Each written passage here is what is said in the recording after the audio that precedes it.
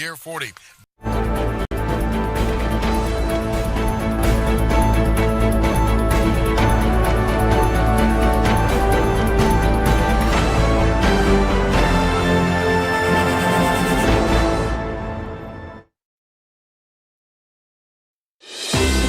Hi, it's Tony Marino, host of the super popular Newsmax Daily Podcast, a rundown of the day's top headlines and top highlights of Newsmax shows and interviews you may have missed, plus some sports, stock markets, and even some yucks, all packed into about 20 minutes. Search for the Newsmax Daily with me, Tony Marino, on your favorite podcast platform, and check out our entire lineup of great podcasts, including Greg Kelly, Rob Carson, and Jerry Callahan at newsmax.com/listen. Boys and advertisers of WCVM. Hold it now. You are about to hear the most interesting, informative, thought-provoking, and funny show in America. On air and on the World Wide Web. This is the Rob Carson Show. And by the grace of God, it is finally Friday. My name is Brian O'Hara, BRIANO''HARA. I am the Minneapolis Police Chief. It has absolutely become an unlawful assembly. There are individuals throwing fireworks at police officers, individuals throwing ice, rocks, other projectiles at police officers.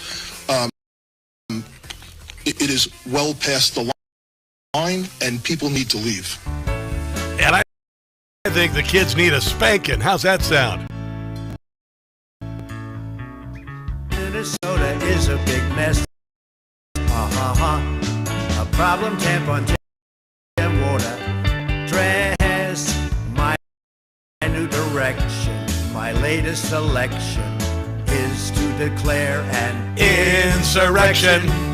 In South. ICE is doing their job well.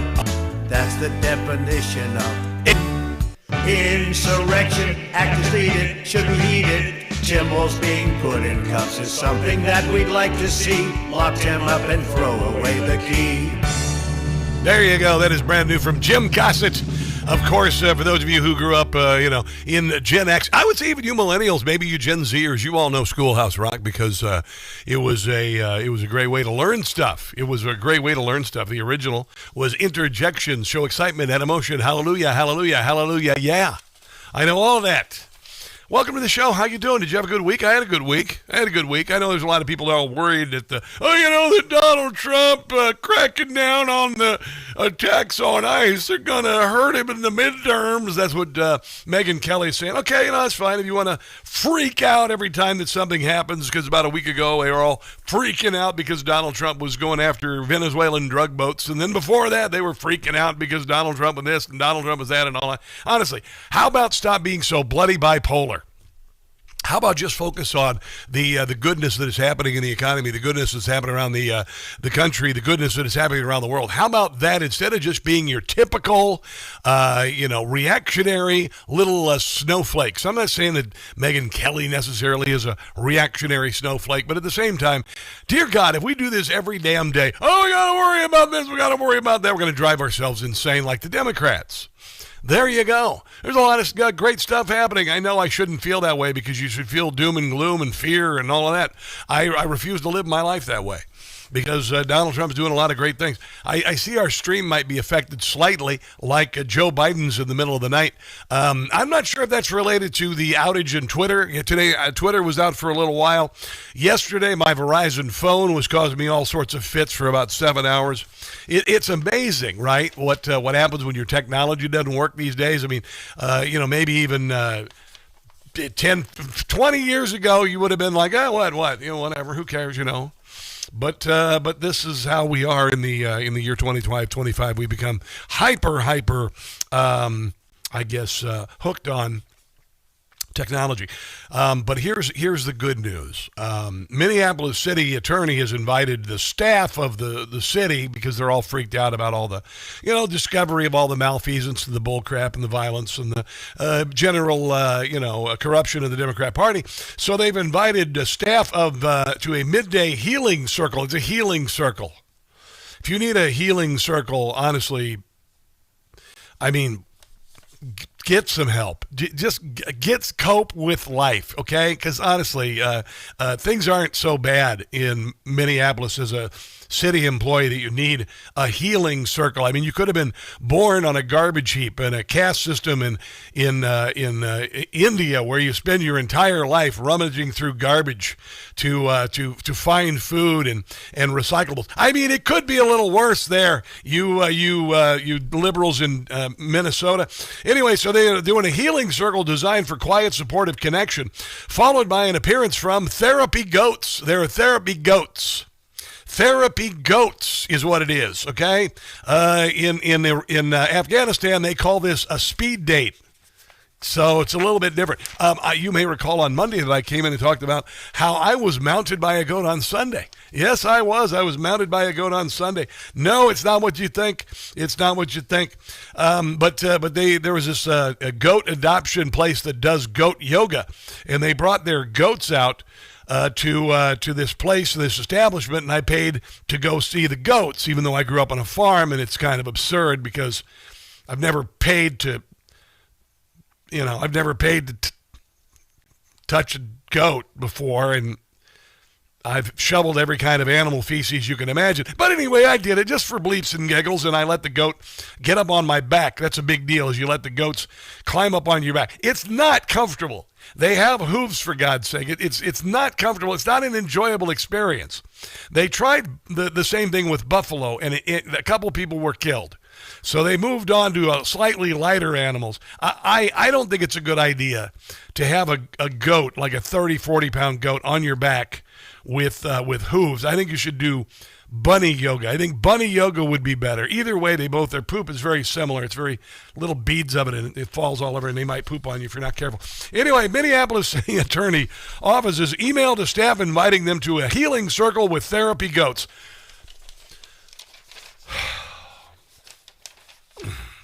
While Democrats fan the flames against ICE agents, city staff are being offered quiet reflection time with goats. This is actually happening. So, I mean, wow. If you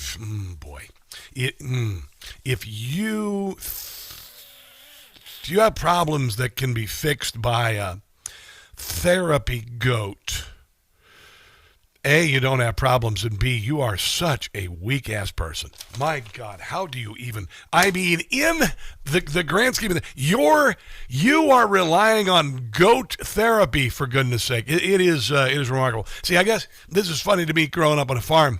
You know, we farm people. We like to make fun of you city folk because of the things that you do, like paying $40 to pay for a goat.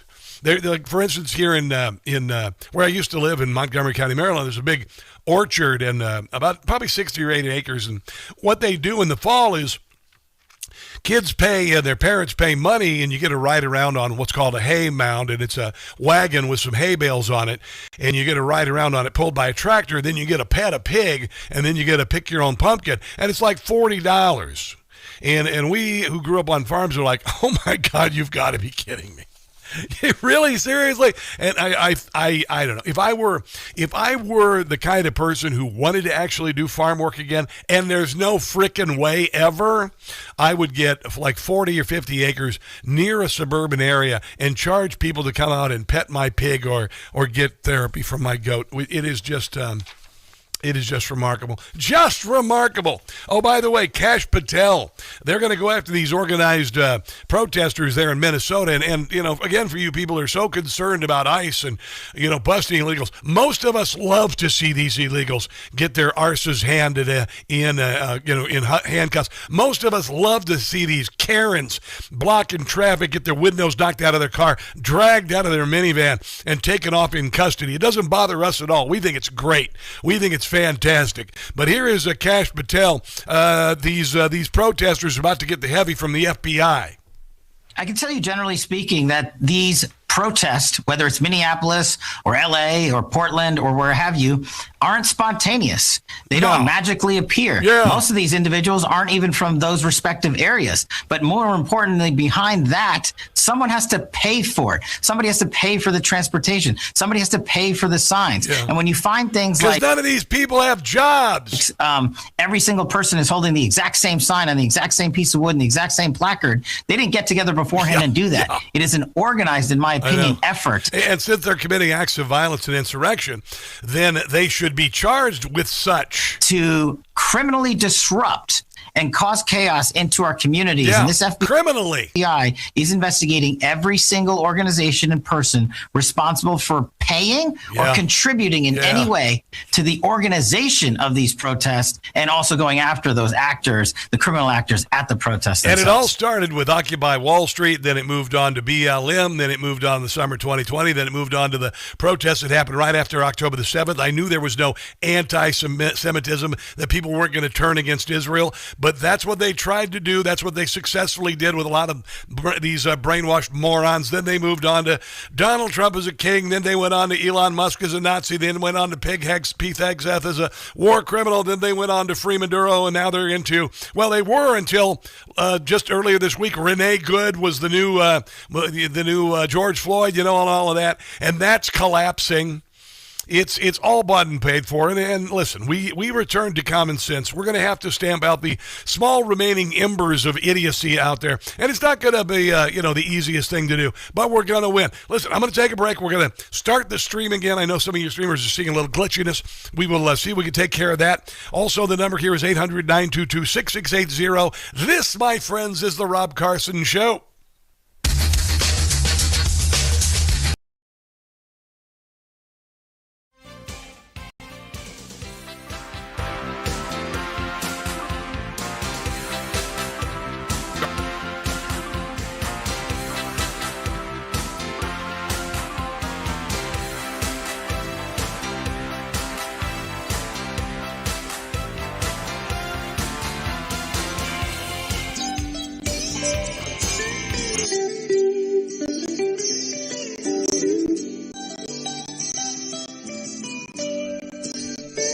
I am woman, not a man, despite this new transgender ban.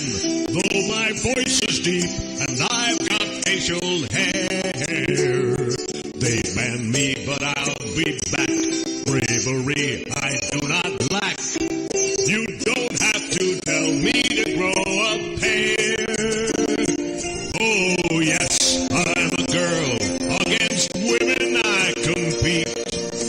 People wanna hurl when I win another meet.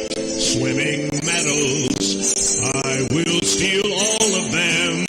I have a beard. I've got testicles. I am woman. Venus says that I can't swim. They claim that I am a him. But I'll be back. Just you wait and see. Oh yes, I'm a she. I even wear a dress, though it's no mystery. The whole package I possess. But they banned me from everything. I have a brawn. I have a prostate gland. Woman.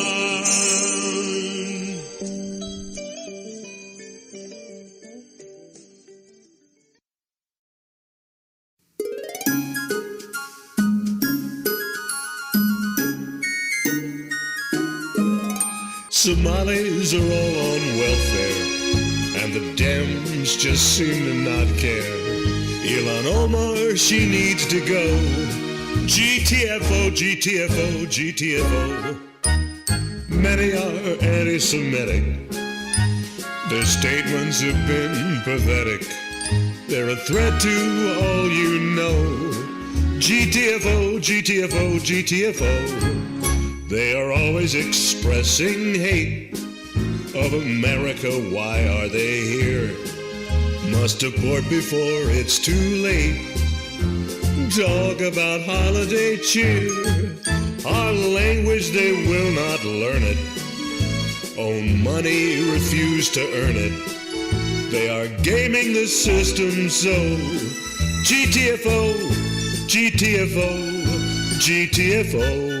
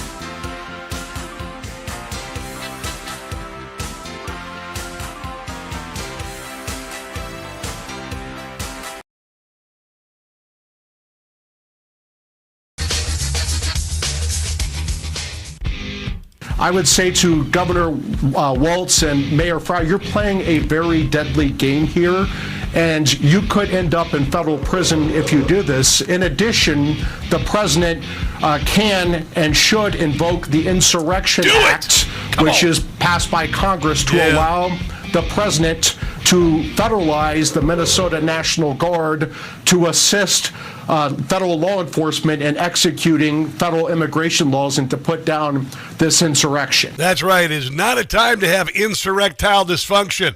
Let's get on it right now and get this thing going. Come on. Let's get it going. Welcome to the show. Please come inside. I want to mention something real quick. I just saw in the chat on the Rumbly-Roo. One of our followers, Mickey125, says that he is no longer has cancer. Last radiation. Got all the cancer in remission. Congratulations. Glad to hear it. I know it's got to be rough. That's got to be rough, even though Joe Biden promised us that he was going to cure it. I believe he did that when he was running for president. I remember that. He said he was going to cure cancer, but all he did was create a cancer charity and enrich a bunch of people who want his staff. That's what he did. So there is that. A lot of insanity going on in Minneapolis, and it's time, as I said this 5 years ago, I said it's time for the children to get a spanking. And I mean the left. And I had hoped that homeboys, hillbillies, and Hebrews would get it done. I said to leave it up to federal authorities unless you have to defend yourself. And then if that's the case, you have to defend yourself against one of these morons. No holds barred. This is Tim Pool. He's a big podcaster, and he's one of those guys who likes to get involved in this stuff and throw himself in the middle of these situations. And apparently there was a federal vehicle that was attacked, and they grabbed a gun safe out of it, and they've already arrested the guy who was he's a part of a gang. And he's in custody. He's in all sorts of trouble. But here is Tim Pool saying he's never seen this, and maybe this is why the Insurrection Act, and it should be invoked. And who cares what the left thinks? Who cares about the midterms in this nonsense? That video you showed where they put the tow rope and rip out the weapons locker, that's not the only one. There were other vehicles they ransacked. There's a video purporting to show a man stealing what appears to be a rifle from a federal vehicle and ammunition, as well as patches, tourniquets, and other objects. This is not a protest. No. This is not a riot. These are political extremists, and it's overt terror. I'll tell you when it upgrades to terror, when these people are reading the names of the agents on camera, which they did after they ransacked the vehicle, after they leaked their names, and apparently... This is not protest, obviously, right? Do I have to explain it to you? This is damage, injury, insurrection. That's what this is. Duh. When you go to an ICE facility and you tear down the fence, when you go to a federal courthouse and you try it burning down, that's not protest. That is terror. They went and found their private vehicles. When you try to run over an ICE officer, that's terror. So we're at a whole new level. I used to go on the ground all the time. I covered tons of these protests. I've been personally attacked and assaulted by many of these extremists. I have never seen this level of extremism. I mean, we've seen fire bombs, we've seen broken windows, but to ransack federal vehicles and steal... Yeah, this isn't Kent State. Kent State was a joke, too, by the way. They did the same thing with the National Guard there. And the National Guard, 4 dead in Ohio. They did the same bullcrap. It was all a bunch of nonsense, a bunch of caterwauling, and it turned violent against the National Guard, and these National Guard soldiers had to defend themselves. But it, of course, became a Neil Young song because Neil Young is an ignoramus. I can say that I'm a Gen Xer. I'm not a boomer. I wasn't holding peace signs. I was being held in my mother's arms when I was that age. But it's kind of the same playbook. Here is Tim Pool talking about these insane Karens. And, I told you this. I said Kamala Harris's voters were insane, cul-de-sac dwelling Karens and the emasculated men in their lives. Now I'm going to say, because a lot of the Karens don't like guys anymore. I say anymore because Renee Good was married twice to a guy and suddenly said, I want that thing over there, and decided to be with a woman. So now it's not just insane, crazy cat lady Karens. It's radical, bat guano crazy bunny boilers and the limp-wristed, emasculated men who just happen to be adjacent. You may have seen the video immediately following the moment where she dies. And it's tragic. I wish it didn't happen. But you hear her lover say, "Why were you using real bullets?" See, this is Chihuahua versus Pit Bull, and then the fence gets taken down. There's two different people here. Yeah. There's two different groups. You've got your political extremists, and they radicalize your liberal ICE mom, your run-of-the-mill suburban mom who doesn't really understand what they're being asked to do. Yeah. And these women, they've gone out to your protest where they wiggled their little flags and their signs, and they said, this policy is bad. And they don't realize, and I'll just go ahead and make this about, the sexes. Men generally, we're the ones who fight the wars. We're the ones who dodge the bullets. We're the ones that take the bullets generally. And you can try to, act all tough and everything, but sooner or later, you're going to get yourself involved in a situation you shouldn't be involved in because we're adults here, all right? We're adults, and the men in these uniforms are defending themselves as well as their actions. And if you start doing this nonsense, you could end up getting yourself killed. That policy is bad. This is something different. The extremists are advocating that these middle-aged women show up to federal law enforcement operations where armed federal agents are seeking out criminal cartels, murderers, rapists, child traffickers. And they're wondering why these ICE agents are apprehensive and armed with lethal munitions. They're not prepared for this. Yeah, we're adults here, okay? We're adults. And if you get involved in it, again, if you get in the middle of it, you're going to get your ass shot. That's just it. Sorry, it's not the law enforcement's fault. It's your fault for being so stupid to put yourself in that and having the hubris to think that you can somehow dominate them or whatever. They're not here to mess around. This is a fine example. Let me play a couple of these. This is what the left, liberal women have become. Listen to these women, okay? And obviously, some of them have real issues with men, obviously. But listen to this. This is the year 2025. You have white liberal women putting this on social media and thinking it's okay.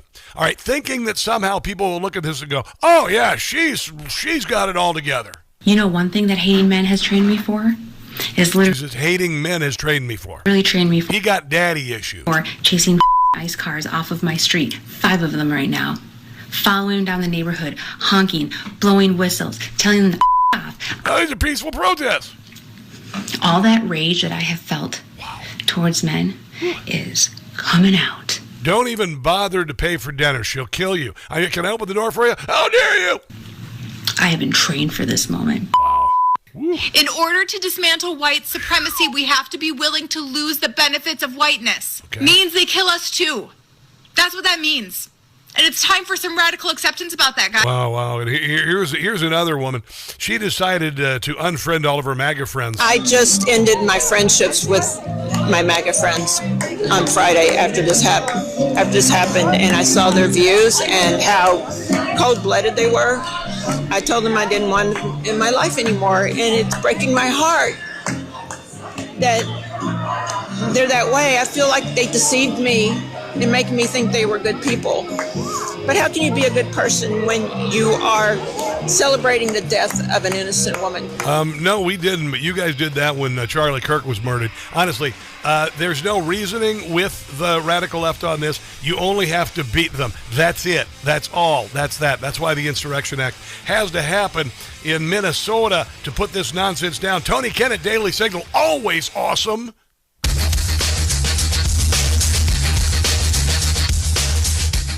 Carson. Hey guys, it's Carson for Relief Factor. You know, I saw an ad for Relief Factor a while back, and I saw a guy literally in tears with how he talked about the pain that he was experiencing was gone. It happened to me too. I started it taking a few months ago. My hip was really bothering me, and I wondered, because I'm the age of, replacement of joints and whatnot, if it could be better. And I started taking Relief Factor, and it healed. It's a 100% drug-free, research-based formula created to help your body's natural inflammatory response, the same one that causes everyday aches and pains from aging, exercise, overexertion, and just normal living.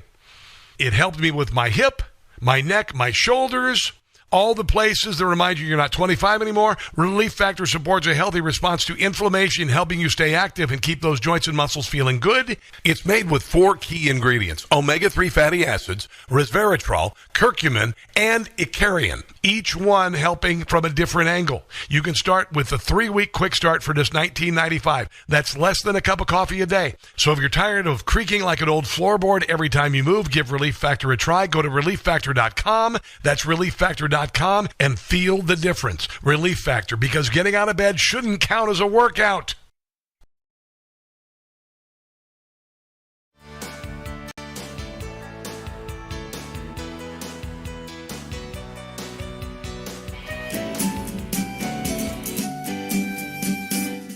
Yes, they have no Maduro. They have no Maduro today. They bombed him and grabbed him. The CIA nabbed him. In handcuffs he was hauled away. Maduro has been indicted, and Venezuelans are excited because they have no Maduro. And they thank the U.S. of A. Nicholas has been captured. His freedom's been taken away. Maduro is so vile, his wife will stand trial. We are gonna make them pay. Yes, they have no Maduro. They have no Maduro today.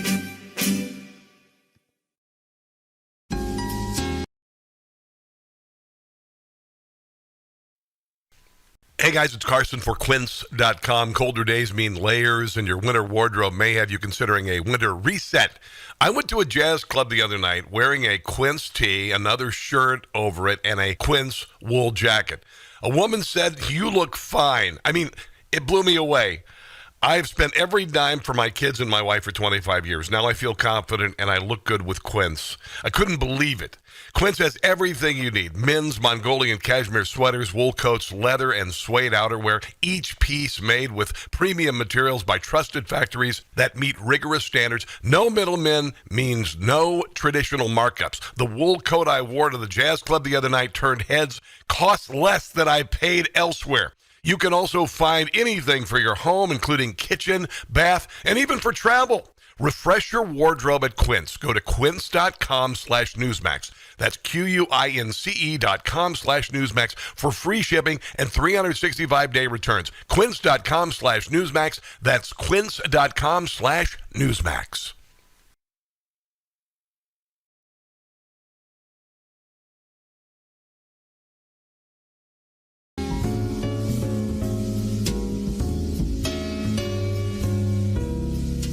Winning and winning and never losing.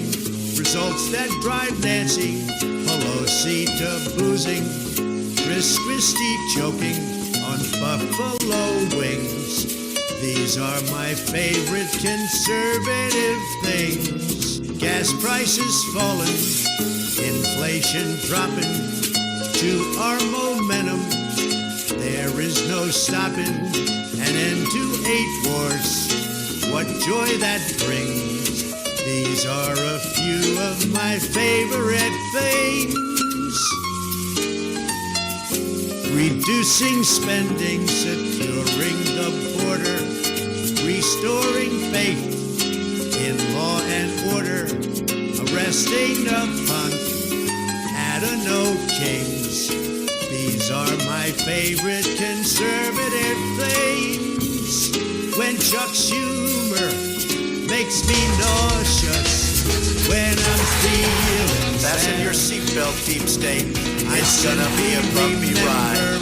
It's the Rob Carson Show. Every single ICE agent who's engaged in this aggressive overreach, no matter what it takes, no matter how long it takes, will of course be identified. This is not the 1930s. Secret police who are masked, who are intimidating, who are scaring people. These Gestapo-like tactics. This is Gestapo-like behavior. Donald Trump's modern-day Gestapo is scooping folks. You know, Kamala Harris, before she was running for president, was talking about abolishing ICE. They've been softening up the targets on this for a long time because they knew that if and when Donald Trump became the president, he was going to use ICE, going to use the DHS to start deporting all of the voters they paid for.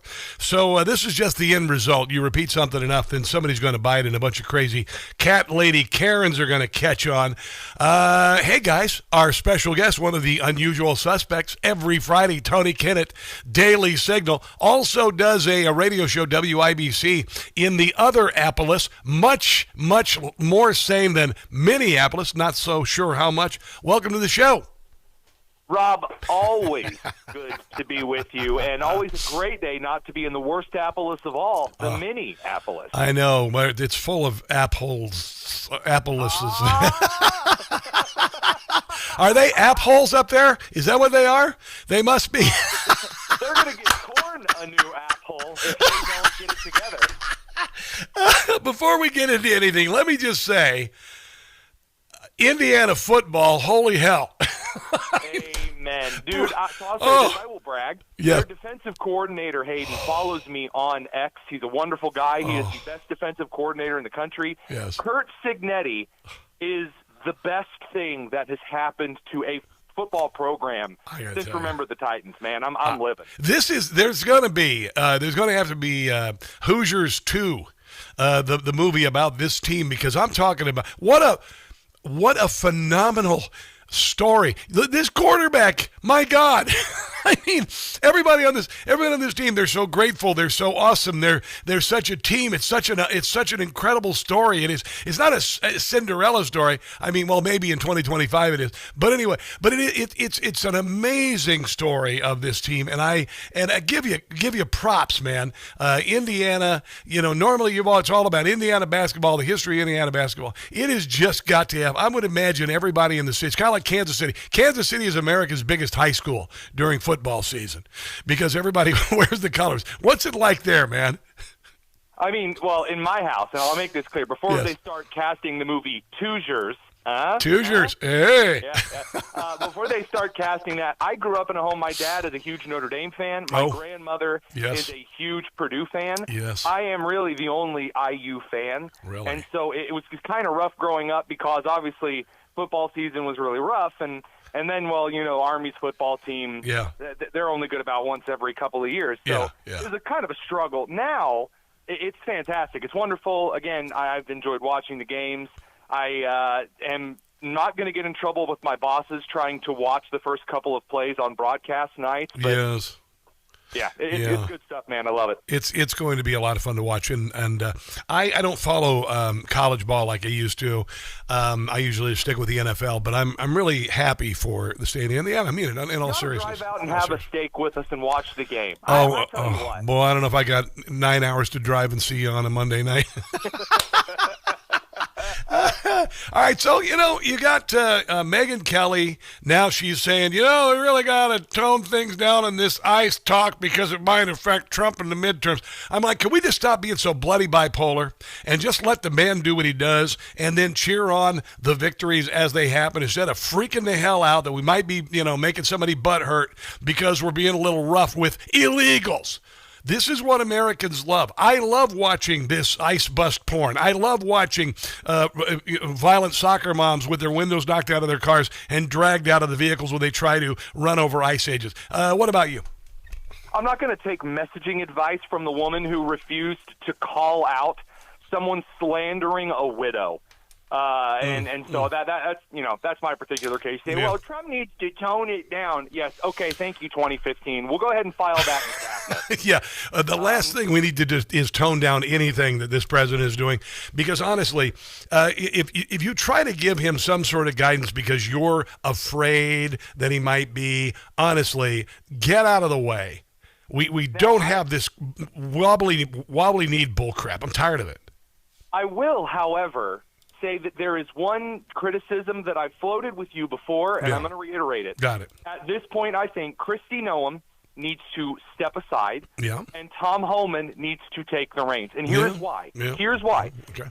I don't have any issue with people getting out and posting memes from the administration. Okay, that's fine. Yes. But when you have a director of an agency, I want to see someone like Scott Bessent. I want to see them get up. I want to see a straight face. I want to see them not straight face. games. Scott Bessent. Did you do that intentionally? No. Okay. Barbie on the nice. No Barbie goofiness out on the prowl. Tom Homan doesn't do that. He shows up and says, "Listen, we have law enforcement officers. Obey the law. I'm not here to play." Kristi Noem has to walk statements back. Don't do that. Yeah. Don't do it. You want to go be a press secretary? Go be a press secretary. Yeah. And by the way, I've met Kristi. We were friendly.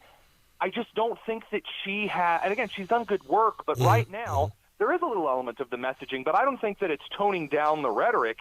I think what you need is a veteran law enforcement officer leading a veteran law enforcement agency. Yeah, and we saw what they did in 2020. You've got the left saying they need to tone down this speech about saying no ICE. So their weight and their being afraid to speak up and defend is ridiculous. Honestly, the American people saw what happened in 2020. The Democrats are being told stop saying defund ICE because Americans like what they're seeing. 90% of Americans like what they're seeing. What do you think is going to happen? Do you think Insurrection Act? I think Insurrection Act has to happen, to be quite honest. So it's what I called for. Obviously, you know that this is something that I believe that people stealing rifles and ammunition from a federal law enforcement officer seems like the very reason a country would have an Insurrection Act. Yeah. That's exactly why our country has an Insurrection Act. But that all said, I think it will come down to whether or not, if God forbid, if we do have an ICE officer who is killed in Minneapolis, which I think is a very real possibility, then it will happen. I do not want it to happen. I am earnestly praying. I mean this. I am earnestly praying that cooler heads do prevail on all in Minnesota's camp. They have to tone this down, or otherwise, I say the first thing that needs to happen if the Insurrection Act is enforced, Tim Walz needs to be arrested immediately. Oh, I think that's true. I think so too. That day. I think so too. I think what we got going on here is twofold. You got Tim Walz and the Democrat Party trying to keep illegals in their state to continue to vote slavishly Democrat, rig elections, take our tax money, enrich themselves, give money to Democrats, reelect Democrats, and then also the massive fraud associated with Tim Walz and Democrat politicians knowing exactly what was happening and being involved in it. So they will do anything. Tim Walz will threaten a civil war. He'll never have to fight a civil war, but he is willing to let some people be cannon fodder to defend his sorry ass. That's what I think. Now, hang on, just one small second. What? I just want to put this isn't a pushback on you. This is a little asterisk that needs to go right here. Go. I've seen a lot of comments, a lot of well-meaning comments out there from those who we often associate with, say, they need to get the RICO Act. We need to RICO Act Tim Walz. We need to get to... How about no? And here's why. All right. Why did Diddy get off the hook? Because they tried the RICO Act BS instead of what they knew they could charge him on. By the way, same with Trump in Georgia. That idiot who was, humping the defense attorney, or the prosecutor, I should say, illegally. He's like, we'll get Trump with RICO. unless you actually have a real, honest-to-God mob boss in front of you who you know you can get. Don't say the word RICO to me. This is like someone, anytime something happens, they go, it's treason. No, you need to know what the actual words of the law mean here. Otherwise, Walz gets off scot-free. Right. Do not F this up. Amen, brother. Let's take a break and come back. More with Tony Kinnett, Daily Signal, coming up on the Rob Carson Show. Don't go anywhere.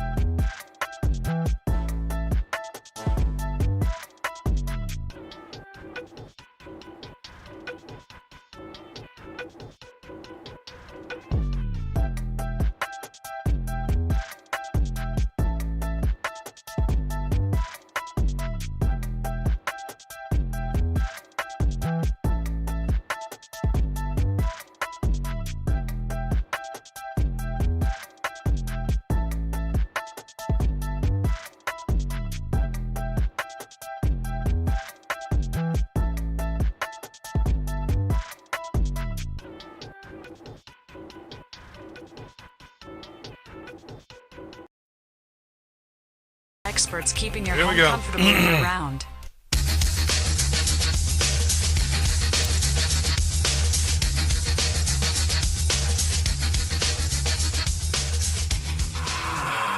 It's been so widely reported, there's no way he couldn't have known. It's been known since his first year in 2019. There was an OLA report at that time that thought there would maybe be $100 million in child care fraud and talked about the ties to terrorism, and that whistleblower was ignored and hounded, actually retaliated against. So everyone's been willfully turning a blind eye in the Walz administration. So he knew about it, covered it up, and didn't do anything about it. That's criminal. There you go. Yeah, Tim Walz. And, I always say that the left exposes its flanks so we can kick its ass. And by the grace of God, some of this has been obviously uncovered. Tim Walz could have been the vice president of the United States. He is not. And we are discovering that the United States government as a whole is far more, corrupt than we could have ever imagined. I said that we would be exposed as corrupt as the Soviet Union without $7 trillion in annual spending. I think it's much worse. What do you think, Tony Kinnett, Daily Signal? What's up?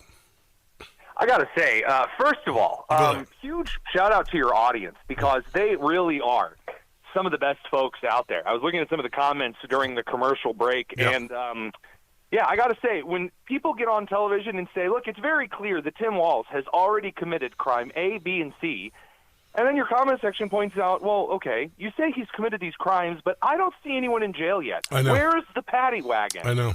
I'm going to be real with you. I see exactly where they're coming from. They sound pretty right to me. Yeah.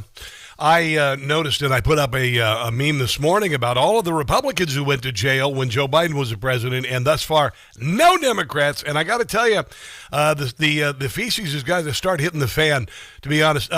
Tim Walz is facing impeachment, 4 articles of impeachment. Did you see those? It's pretty severe. He's in a lot of hot agua. How do you suppose we get Tim in an orange jumpsuit for the rest of his life?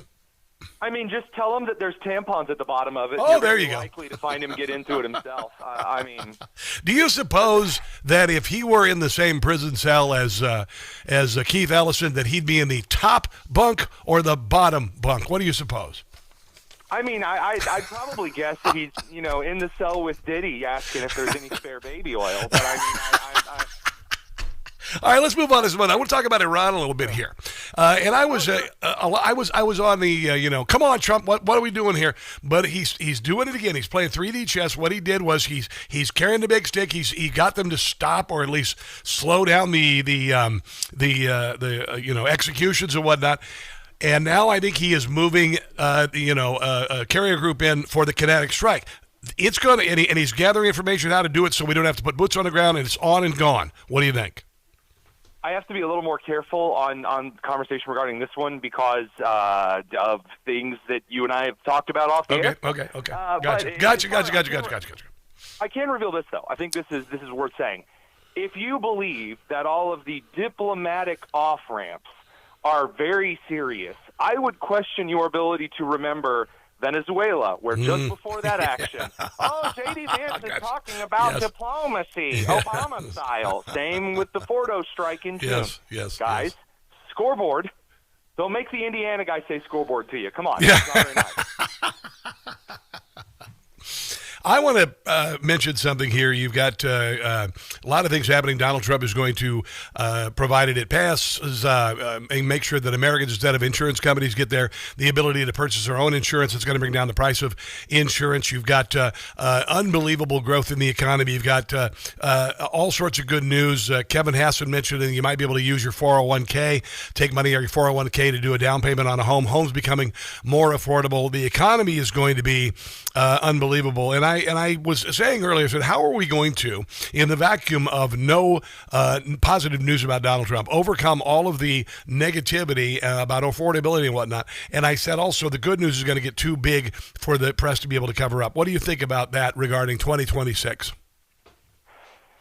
I think that right now we're in a reverse catch-22. I think if the Supreme Court of the United States rules that the Trump administration can take protective action against the economy, then he is going to continue doing so in a way that stabilizes, and we do see a rocket forward in 26, especially in Q2. If the Supreme Court of the United States shuts that down and says, yeah, you can deregulate all you want, but you can't just throw tariffs willy-nilly, then in the same way, that's also going to rocket the economy forward. It's a very weird situation where you have a president who can really only win in this instance. Yeah. I don't think we've ever really seen that before.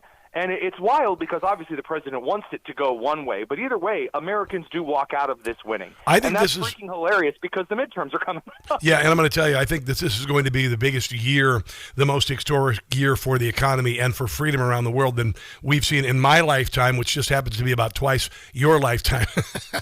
So there's that. I'm very optimistic about it, bro. I'm very optimistic about Indiana on Monday night, by the way. Well, I appreciate it, but even more so, I am optimistic about the situation in Iran. I'm optimistic about how the feds are going to handle Minneapolis. Yep. And I'm most optimistic about this year for the United States. 250th. I think more people are waking up than ever. We're seeing investment in civics that we've never observed. It's awesome. If you decide to come here for the 4th of July, you got a place to stay. We got to try to get on the compound to see that MMA fight. What do you think? Oh, man. Dude, I'm here for it. All right. I'll bring the steak. If I have to serve drinks, I will be on the Capitol or the White House grounds to see that fight. Tony Kinnett. An ugly bar waitress. Oh, my God. Kind of manly hands, but passable in Minnesota. So where could people see your podcast and everything? Tell them about you. You go YouTube, Rumble to the Daily Signal. You'll find me there on Twitter at The Tonus, TheTonus. All right, brother. Talk to you. Let's take a break and come back. This is the Rob Carson Show.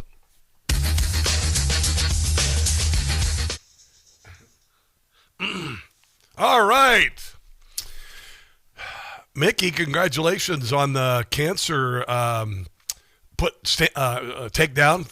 Congratulations. I'm really happy for you, honestly. That is such a big deal. I don't know you personally, but it's such a big deal. I'm really glad for you. Congratulations. Oh, let's see who's watching over there on the old Facebook. It's Sam Ken Potter and Dale Arsenault. How you doing? And we got here? We got a new person here. Tyler. No, that's Taylor Loren. You were there before. Hello. How's it going? What's happening? Mickey Hastings.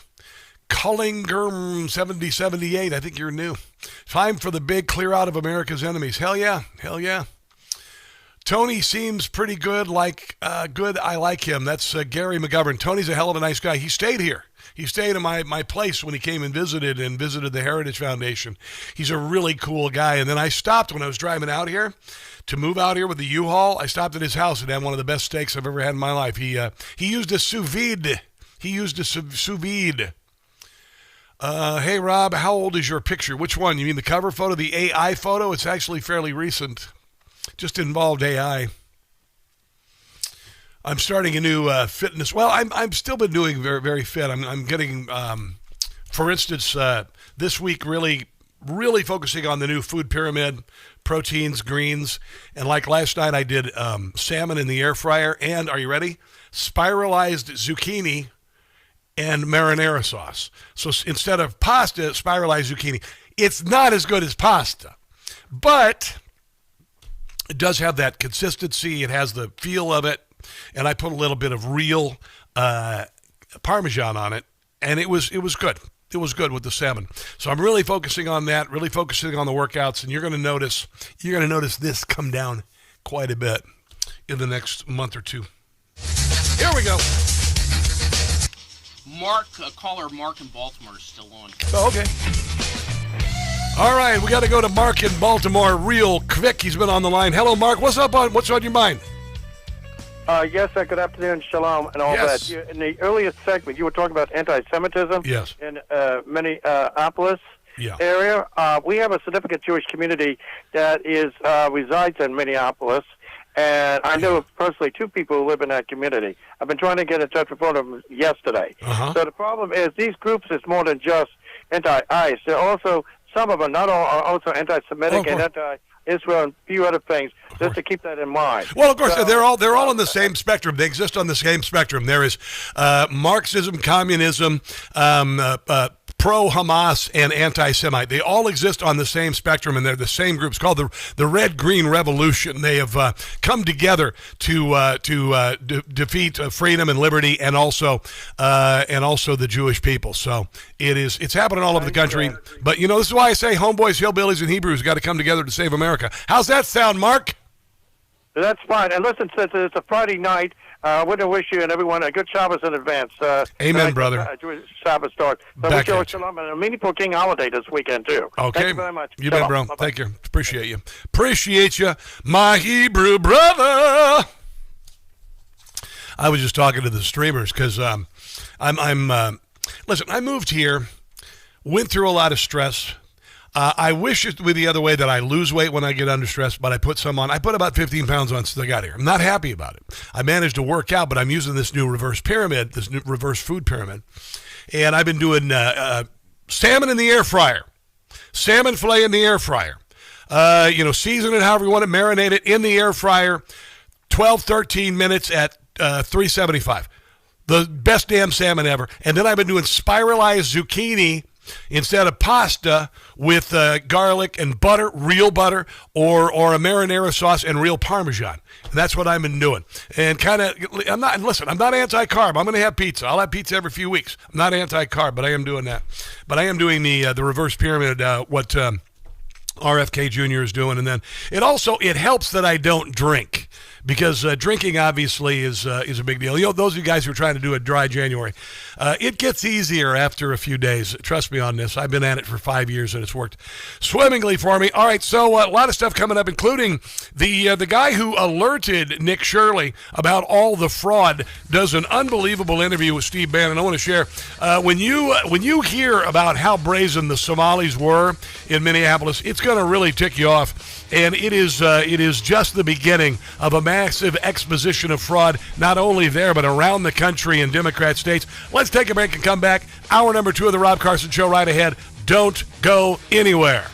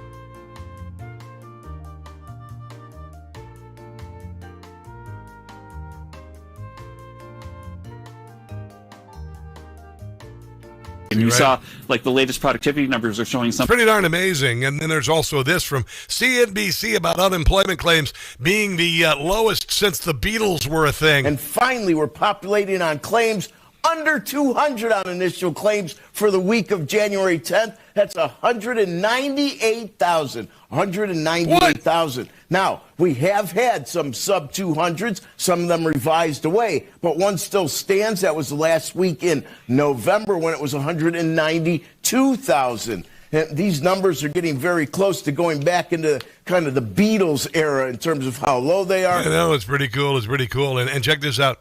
It looks like that interest is lower than my wife's in the bedroom the last 10 years. Mortgage rates have now fallen to their lowest level in more than 3 years, and industry experts hope that it will help break the stalemate that has kept reluctant sellers from selling and would-be buyers from buying. CNN's Vanessa Yurkevich is with us now on this. All right, Vanessa, how low are we talking? Yeah, we're talking about the lowest level in more than 3 years. So the average rate for a mortgage, according to Freddie Mac this week, 6.06%. Still way too high. That is down significantly from a year ago when mortgage rates were above 7%.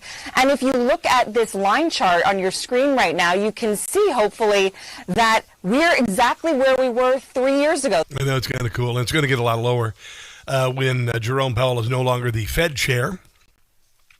And so if you're sitting on your house not wanting to sell it, I'm waiting. I'm waiting until like June before I sell my house because I have a feeling we're at a mortgage from when Donald Trump was the president last time, 2.9%. That's half where it is now. And there you go. So what precious metal investment should you consider in 2026? This is according to CBS News. Gold prices have skyrocketed over the last few years, with the price of gold now sitting to its all-time record of $46.20 an ounce. Today is at Silver 2, says Silver 2 here. Gold was $2,700. Right now is a time to invest. If you've never considered investing in gold, maybe because you always just thought, I'd rather have a mutual fund, rather have this, rather have that. Gold's red hot, man. Gold and silver are red hot. Silver was over $90 yesterday. It was $92, almost $92 yesterday. That was unheard of. That's unheard of. You're witnessing history. You're witnessing history. If you want to become a part of this gold boom, this gold rush, all you got to do is text my name, Rob, to 989898, because right now, until the end of this month, Birch Gold will give you up to $10,000 in a rebate on qualifying purchases, okay? So text my name, Rob, to 989898. Maybe you ought to consider if that IRA or 401k is laying there like my ex-wife. Okay, I'm done. You can text my name, Rob, to 989898. Again, up to $10,000 when you buy by January the 30th if you've never bought gold before. 989898. Text my name, Rob, to Birch Gold. Let's take a break and come back. I'll try to get the stream issues figured out here. We got a little choppiness on there. Not sure if it's on my end or on the other end. Either way, we will take care of that. Let's take a break and come back. This is the Rob Carson Show. He said it came back.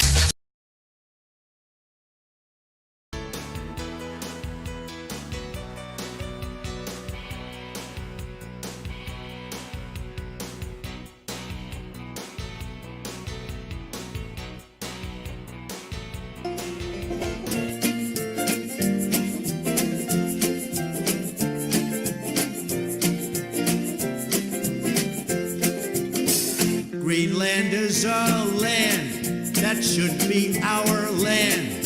That's what I have planned. Plan for Greenland. It is strategic. It's rich in minerals. Greenland was made for you and me. I'd like to own it, but Denmark's wary. Might have to use the military. Security it would provide it. Greenland was made for you and me. Once we own it, we could rename it. Could call it Trump land or even Don land. It's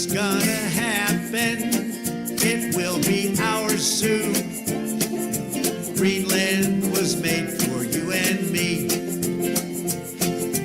Greenland was made for you and me.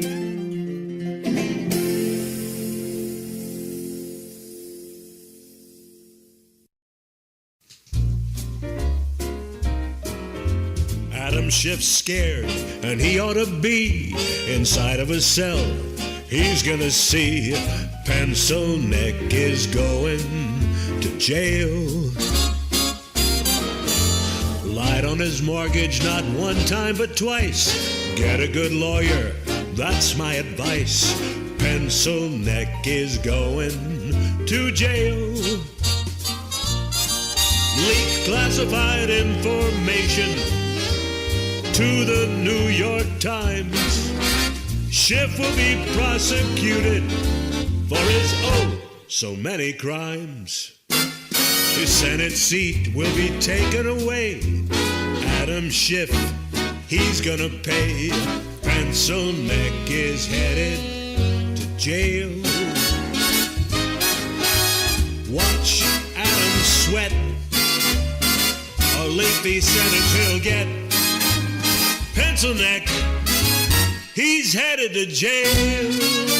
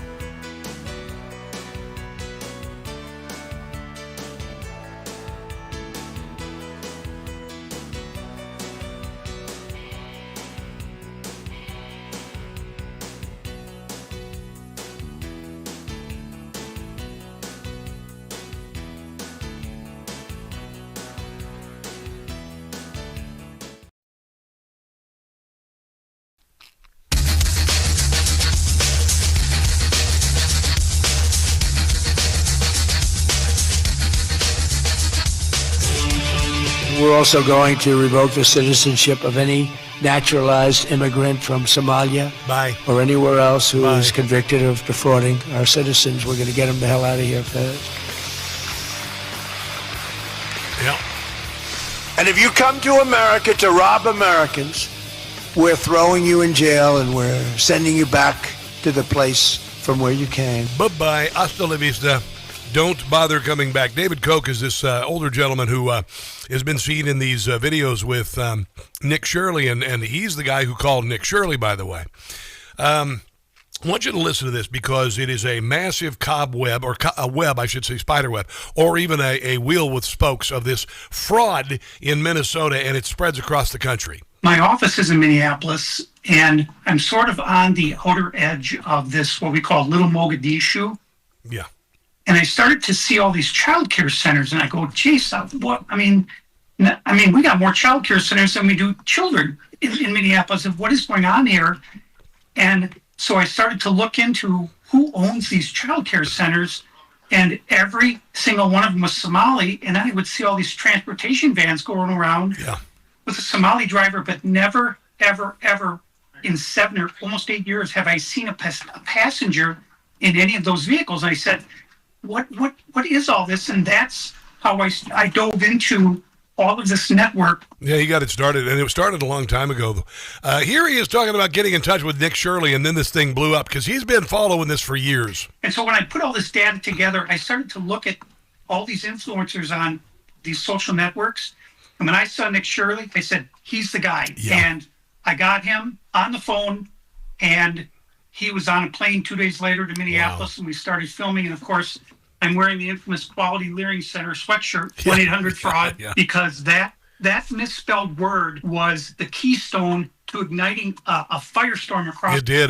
It's seen well over 500 million times. He's on with Steve Bannon, by the way. I found this interview, and then listen to this. This is an organization, Human Services, Department of Human Services. You can blame the Somalis. When I spoke to Secretary Bessent when he was in town about a week and a half ago, I said, you can chase the money wire and the transfers, but you're letting the tail wag the dog. You got to go to the source of the funding, and that is the Minnesota Department of Human Services. Yes. And guess what? They're in my sights now. Now that Nick and I have those videos out, they better be shaking in their boots because I know exactly what they're doing. And everybody in that department knows exactly what they were doing with our tax dollars to the tune of billions and billions and billions of dollars. And the Somalis couldn't believe how easy Minnesotans fell for this. When we're talking about child care centers, we're talking about CCAP money as the main bundle of gold, and that's child care assistance payments.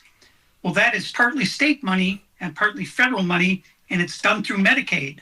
Same with the transportation companies, same with all of it. Yeah. So that money flows through the state of Minnesota. It also comes from the counties and the cities, but the bulk of it comes from the state of Minnesota. And the checks are written by the Department of Human Services for all of this fraud. Unbelievable. When did they start? When did the Somalis start? You better sit down. That's why they set up shop in Minneapolis back in 1988. 1988. They tested all these programs to see what in the world they could get away with. And they said, these people are idiots. So the Somalis, where the average IQ is below 80, think that, Minnesota Democrats are stupid. Banned this program out, and then they sent them where? To Columbus, Ohio. So when you look outside Somalia, the largest Somali population in the world is in Minneapolis, Minnesota. The second most is in Columbus, Ohio. Now, there's another, spoke in the wheel that Mr. Koch is trying to figure out, and that is Somalis and long-haul trucking. Long-haul trucking, guys. Think about all the illegals have been getting chauffeurs' licenses, huh? I spent a lot of time, almost 8 years, putting this all together, and I have a very good idea of how everything is working. The one wild card that I can't quite figure out is that the Somalis have set up a number of long-haul trucking companies here in Minneapolis, and I'm not really sure what this is all about, but I have a pretty good idea. If you buy a luxury vehicle here and you ship it to LA or New York and you put it on a boat and you send it to Kenya, you can get 3 or 4 times what you paid for it here. Wow, that is amazing. And you know what else? Somalia has nothing. They don't have any oil. They are only poor. Their number one way of earning money is bilking American taxpayers and of course, piracy. And yet, it was such a well-known secret. They were loaded up with money that they considered building a Lamborghini dealership for Somalis. You can see that Lamborghini was going to open a dealership in Minneapolis on 394, and they were going to target the Somali community. Why? Because the Somalis pay cash. They won't pay interest. Cash. The Somalis paid cash for $300,000 cars. Nothing to see here. And this is where it gets ugly for Nick and Mr. Koch. I was number 9 of 11 children. I paid for everything I ever had. I paid my way through college. I've always worked. I'm going to be 66 next month. I get up every day. I'm at the office by 6, and I go home when the job's complete that day. I pay a lot of money in taxes. I've earned everything that I have. Listen. And now I wear bulletproof, stab-proof vests when I go out. Wow. I have signs on my house that say homeowner is armed, dogs on premises, no trespassing, the lights stay on all night. And look, I'm not saying everybody has to do what I'm doing because it was very dangerous and it continues to be dangerous. But this has to be the spark where people say, okay, this is enough, because eventually they're going to take me out. I got a bounty on me, and I need to know that all of this was not in vain. It isn't, my brother. Real quick, want to go to Steve in Delaware. Steve, you got about 60 seconds. What's on your mind? Hey, Rob, met you at Mulligan's Point, met you at the airport this summer in Georgetown. Excellent. Real quick, to tie together Trump's aspirations in Greenland and our illegal immigrant problem. Go. What Don would do is build a nice airport, build a nice runway and some rudimentary housing, and when they grab these immigrants, send them to Greenland for the winter and let them enjoy a winter in Greenland, and then they can be offered self-deport. I think that's a good idea, actually. Greenland is. I would say Greenland is lovely this time of season, but it's not. Yes, indeed. The only place that's colder than Minnesota. Yes, sir. That's a good idea. All right, thanks, man. I appreciate it. Listen. States like Illinois, they rely on the prison industrial complex. Why the hell not make? They made Australia into a giant, criminal compound. Why not make Greenland? Thanks for the call, dude. I appreciate you. And it's not about necessarily owning Greenland. It's about Greenland's strategic position for American security and world security, and the fact that the Danes don't know D word about world security or being a real world power. That's the problem there. Hey, Mary Walter joins us next. Always fun. One of the unusual suspects we talked to on Friday. Don't go anywhere.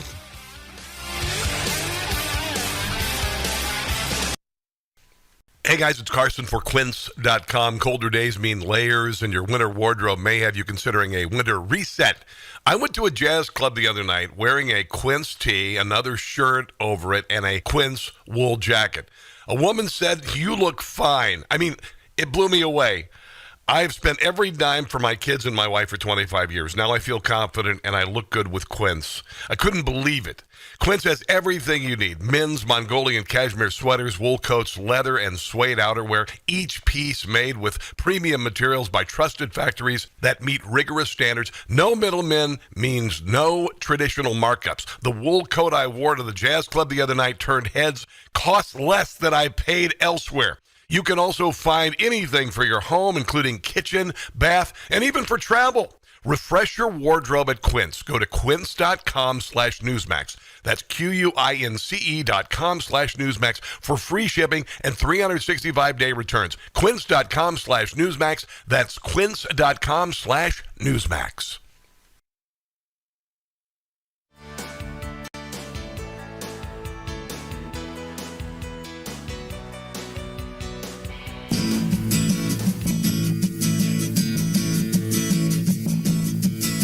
The House wants me to testify about Jeffrey Epstein, but I've got lots to cover up, if you know what I mean. They'll ask me about the island, on what went on down there. I could go and tell the truth, but I wouldn't dare. I am dodging subpoenas, and so is my wife. We will try to dodge them for the rest of our lives. We are dodging subpoenas. Comer says we'll fail, because if we keep on dodging, he will send us to jail. We are dodging subpoenas. Could find us in contempt from prosecution. We are not exempt.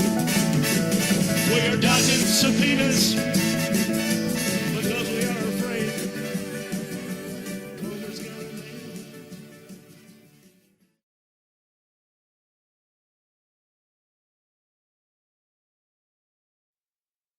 Hey guys, it's Carson for Relief Factor.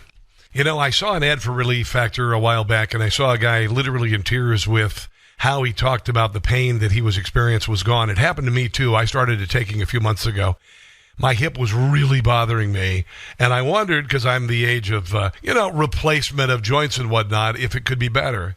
And I started taking Relief Factor, and it healed. It's a 100% drug-free, research-based formula created to help your body's natural inflammatory response, the same one that cause everyday aches and pains from aging, exercise, overexertion, and just normal living. It helped me with my hip, my neck, my shoulders, all the places that remind you you're not 25 anymore. Relief Factor supports a healthy response to inflammation, helping you stay active and keep those joints and muscles feeling good.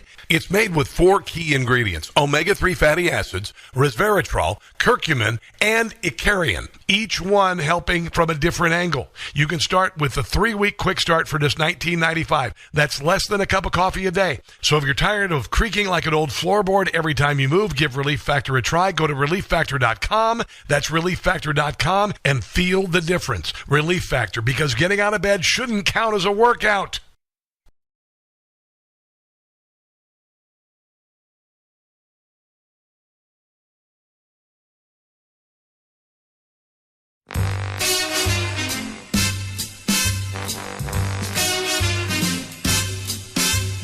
I trust Pete. My faith in Pete's complete. He's taken out drug boats beautifully. I trust Pete. The critics are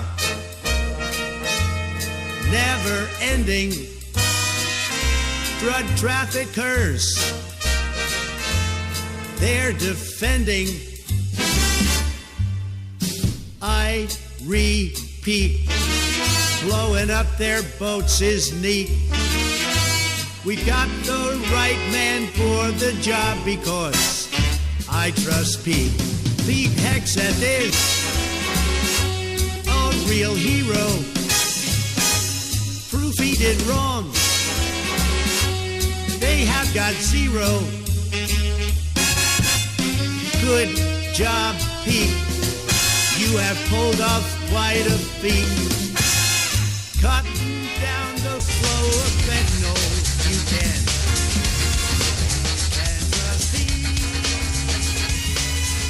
Go.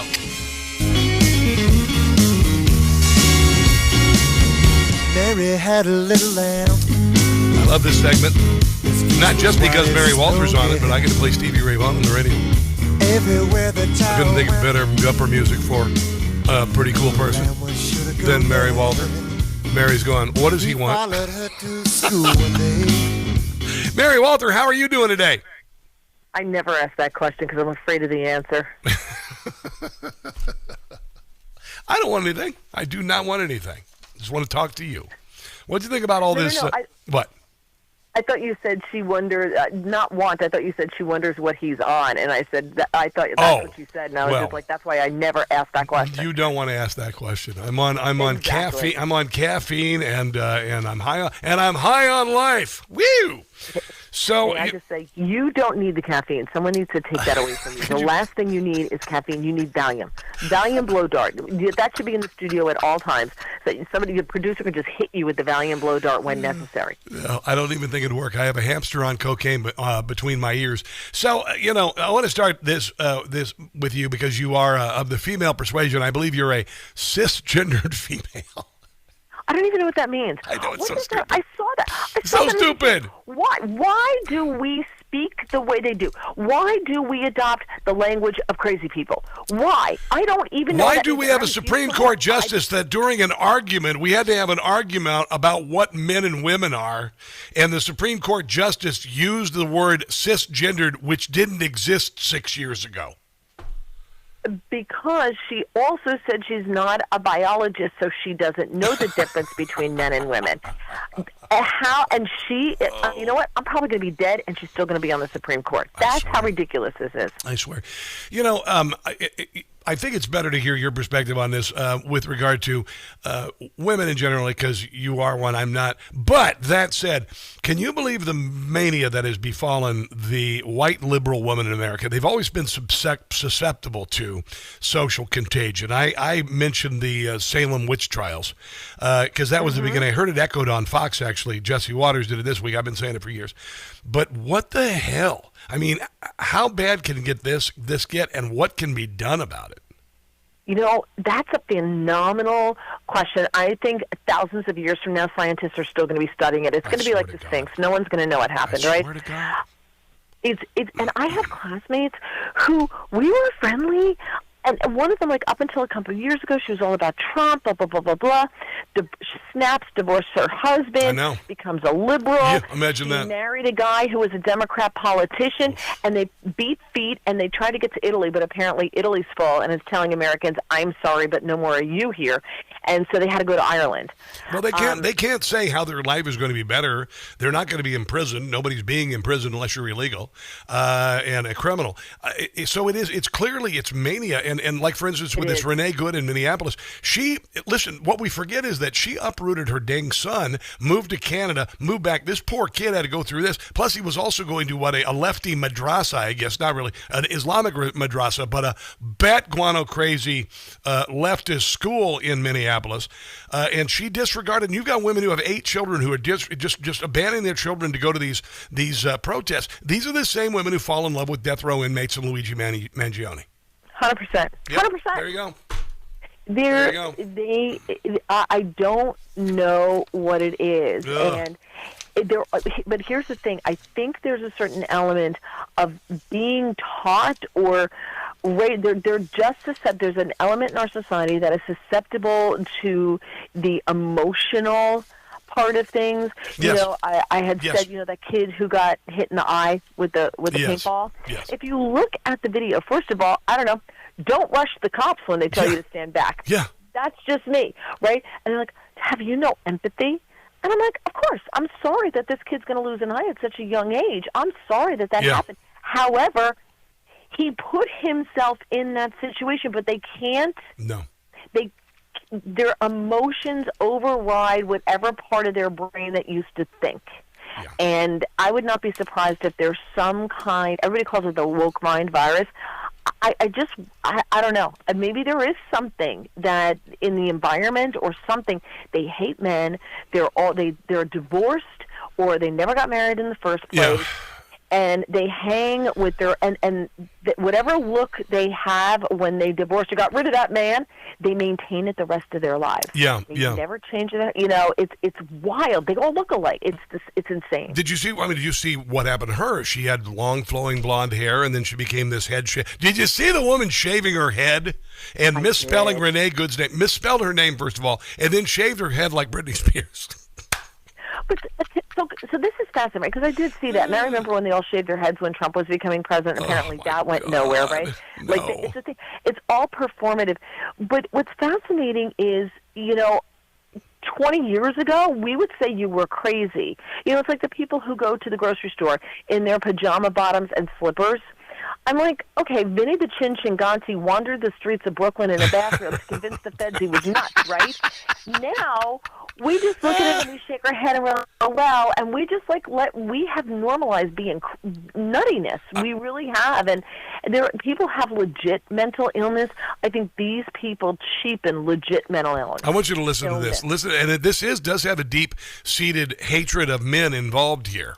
You know, one thing that hating men has trained me for is literally trained me for chasing ice cars off of my street. 5 of them right now. Following them down the neighborhood, honking, blowing whistles, telling them to off. All that rage that I have felt towards men is coming out. I have been trained for this moment. In order to dismantle white supremacy, we have to be willing to lose the benefits of whiteness. Means they kill us too. Well, so, Well, she can start. I mean, she can lead by example. You know, and I'm going to tell you this, and I know I've actually presided over a lesbian wedding. But I've discovered that I think a larger percentage of those women who choose to be with women have some issues with men. I don't think it's a stretch to say that. So, some do, but I mean, I know gay men who don't have any problem with women, right? Yes. And I know I have lesbian friends who because gay guys are different. No, completely different. Will you let me finish my sentence? Whatever. And I know we have friends who are lesbian. Yes. Who have no problem with men whatsoever. Yes. None. Yeah. And they're well-adjusted, and they're conservatives. Yes. And they don't see this crazy, you know, the converts to lesbian, because Renee Good tried getting married twice and that didn't work out. That's what I'm talking about. The women who convert to lesbianism, right? And I think they just do it for companionship. Yes. But the women who convert to it are not the same as those who say, I knew all along that I liked women. 100%. It's a different breed. 100%. Yeah. Guys, gay guys are just gay guys. They love guys. You know, I could never love a man. I just, nothing against it. No. Gay guys just love guys. But there's a subset of women who have real issues with women who choose to be with women. And that's what I think we're seeing in Minneapolis with Renee Good and these other individuals. I'm going to offend a whole lot of people. I don't even care. Yeah, no, I just think that and I've learned this, and I'm not gay, but having friends who are, and they're good friends, and I love them, and they're wonderful. We have neighbors who are, and they're great. Yes. But they're also not crazy. No. And they've been together for decades as a couple. Yeah. They're not the people who one day decided in midlife that this isn't working out for me, so I'm going to start batting for the other team. Yeah. To me, it's performative. It's not genuine. It's part of the whole performative nature of the left. Yeah, absolutely. Now, I've got a bunch of stuff I want to get to on the other side of the break. If you would hold on, Mary Walter, it would be great. Let's take a break and come back. This is the Rob Carson Show.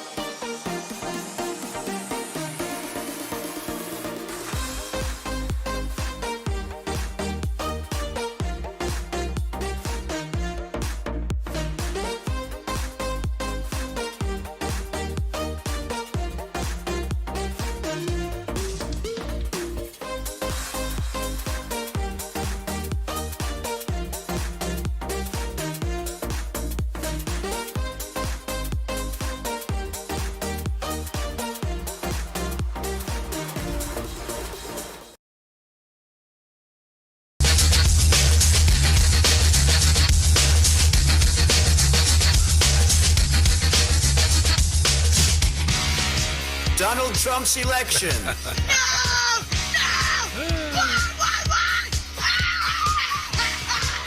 It's the gift that keeps on giving. It's the Rob Carson Show. She's of the people. But, you know, it raised three issues with me. The first question was, she did not sell that many books to buy an $8 million home. Secondly is, how does she buy a home while all those homes in Pacific Palisades and Malibu burnt down but can't rebuild and we're a year after?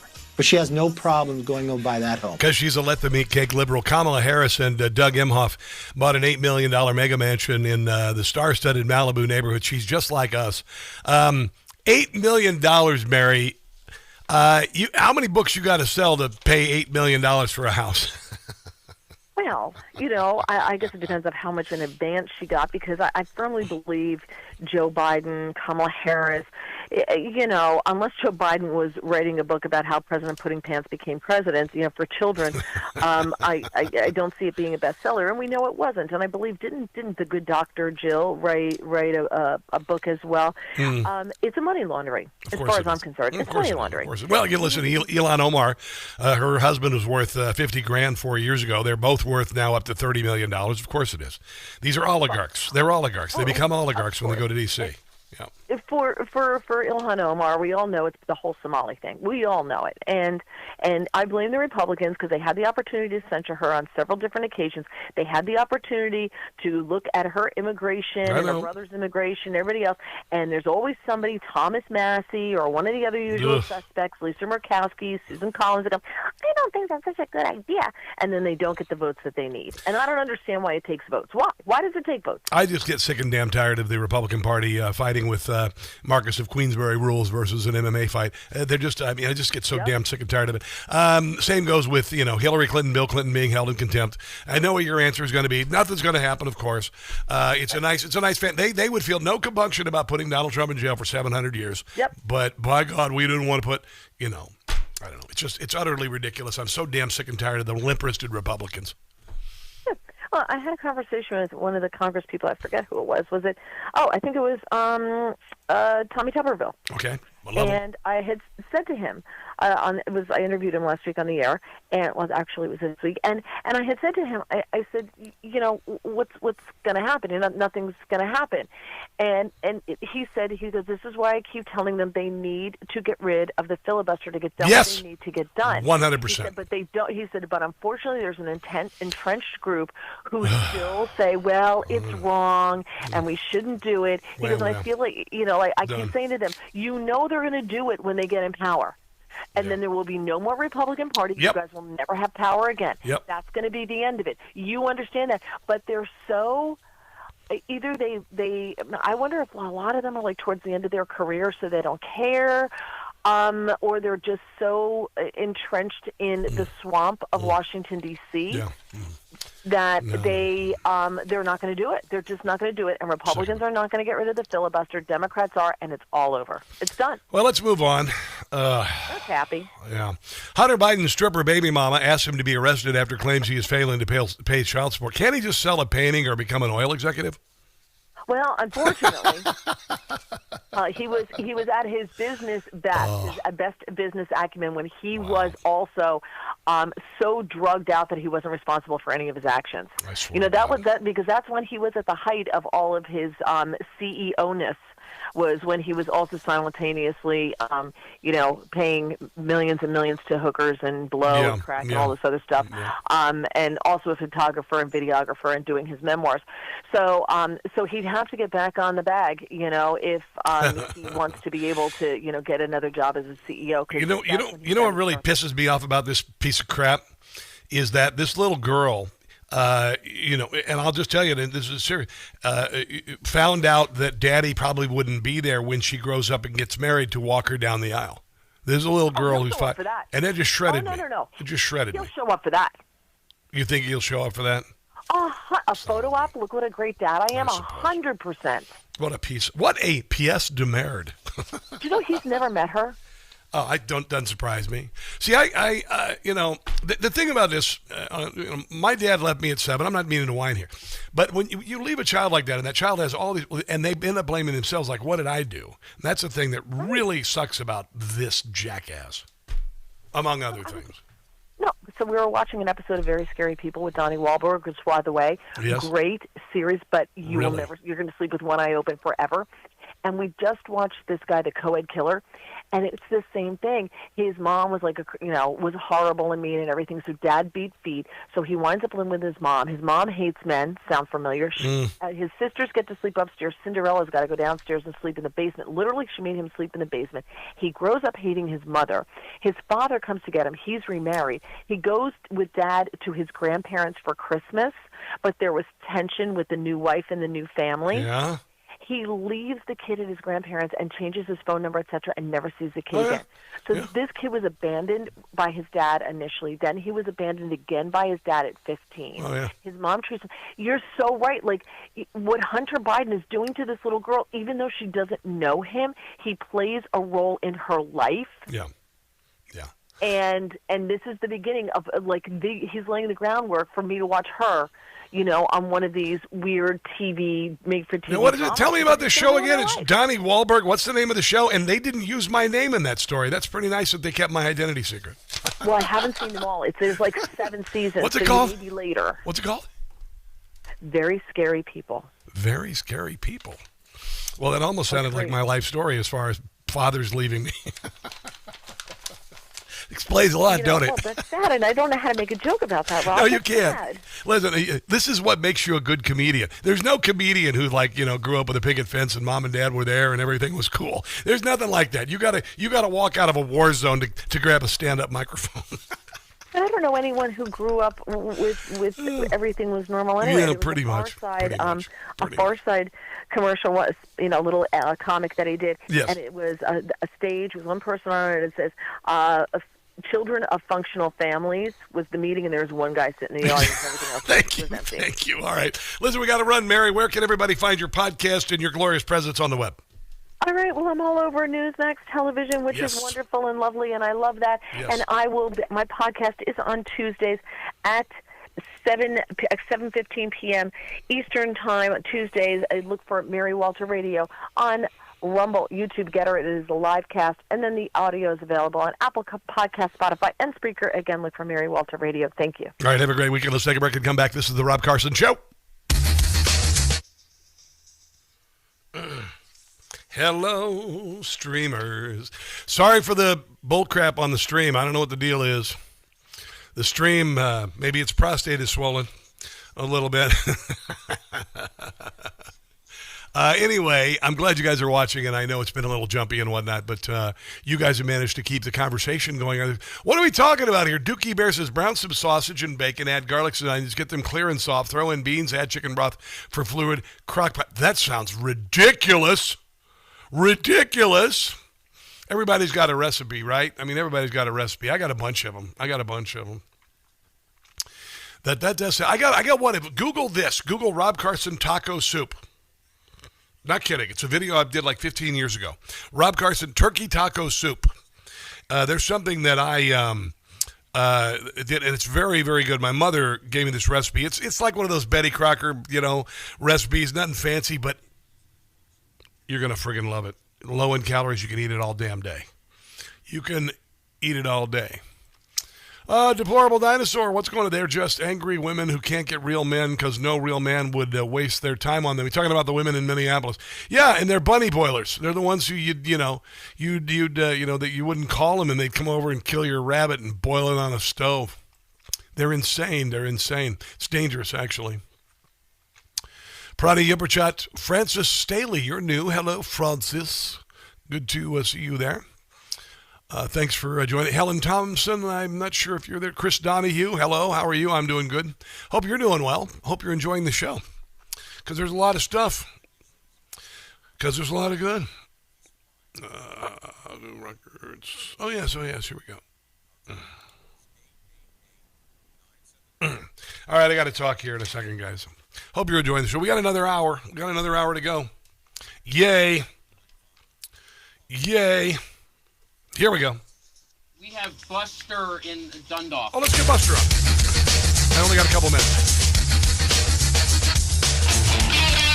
All right, real quick, we're going to go to Buster in Dundalk, Maryland. Been waiting to talk to us. Buster, go right ahead, bro. What's up? Hey, Rob, I want to just thank you in advance for coming tomorrow to support my friend Tim Fazenbaker for county council in Baltimore County. Yes. And also, I know you're a big Twisted Tune guy. You love Twisted Tune. Oh, yes, Bob Rivers. Well, Bob was he was here in Baltimore for years. Oh, yes, I know. You got to check out Kirk, Mark, and Lopez's The Devil Went Down to Dundalk. Oh, really? Kirk, Mark, and Lopez. Well, I know Kirk, by the way. Kirk's a good friend of mine. I've known him for many years. Kirk's a good guy. Yeah, great radios come out of Baltimore. By the way, I used to write comedy for Bob Rivers. I used to write some of his song parodies. Did you know that? No, I did not. I did.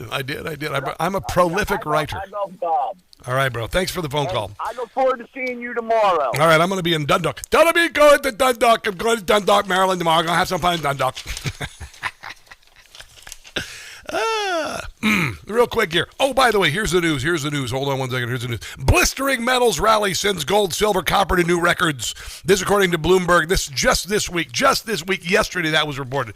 Why? Because it's on a roller coaster. It's down a little bit. Gold is now $45.88. It's giving you pause to text my name, Rob, to 989898.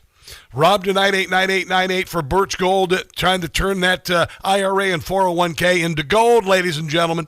You won't regret it because gold at this time last year was $2,700. It's $4,588, and silver was over $90 this week. So get on it. Text my name, Rob, to 989898. Up to $10,000 rebate on qualifying purchases. See if you qualify. Get the ball rolling. No pressure. They'll make it easy. This should be your resolution. Stop putting it off. Make your money work for you. Turn it to gold. Birch Gold. Text my name, Rob, to 989898. Rob to 989898. Up to $10,000 rebate on qualifying purchases. Do it today for Birch Gold. Let's take a break and come back. The last hour of the show. We've got Christian Toto from Hollywood and Toto, and lots more unbelievable news to get to in the final hour of the Rob Carson Show. Don't go anywhere.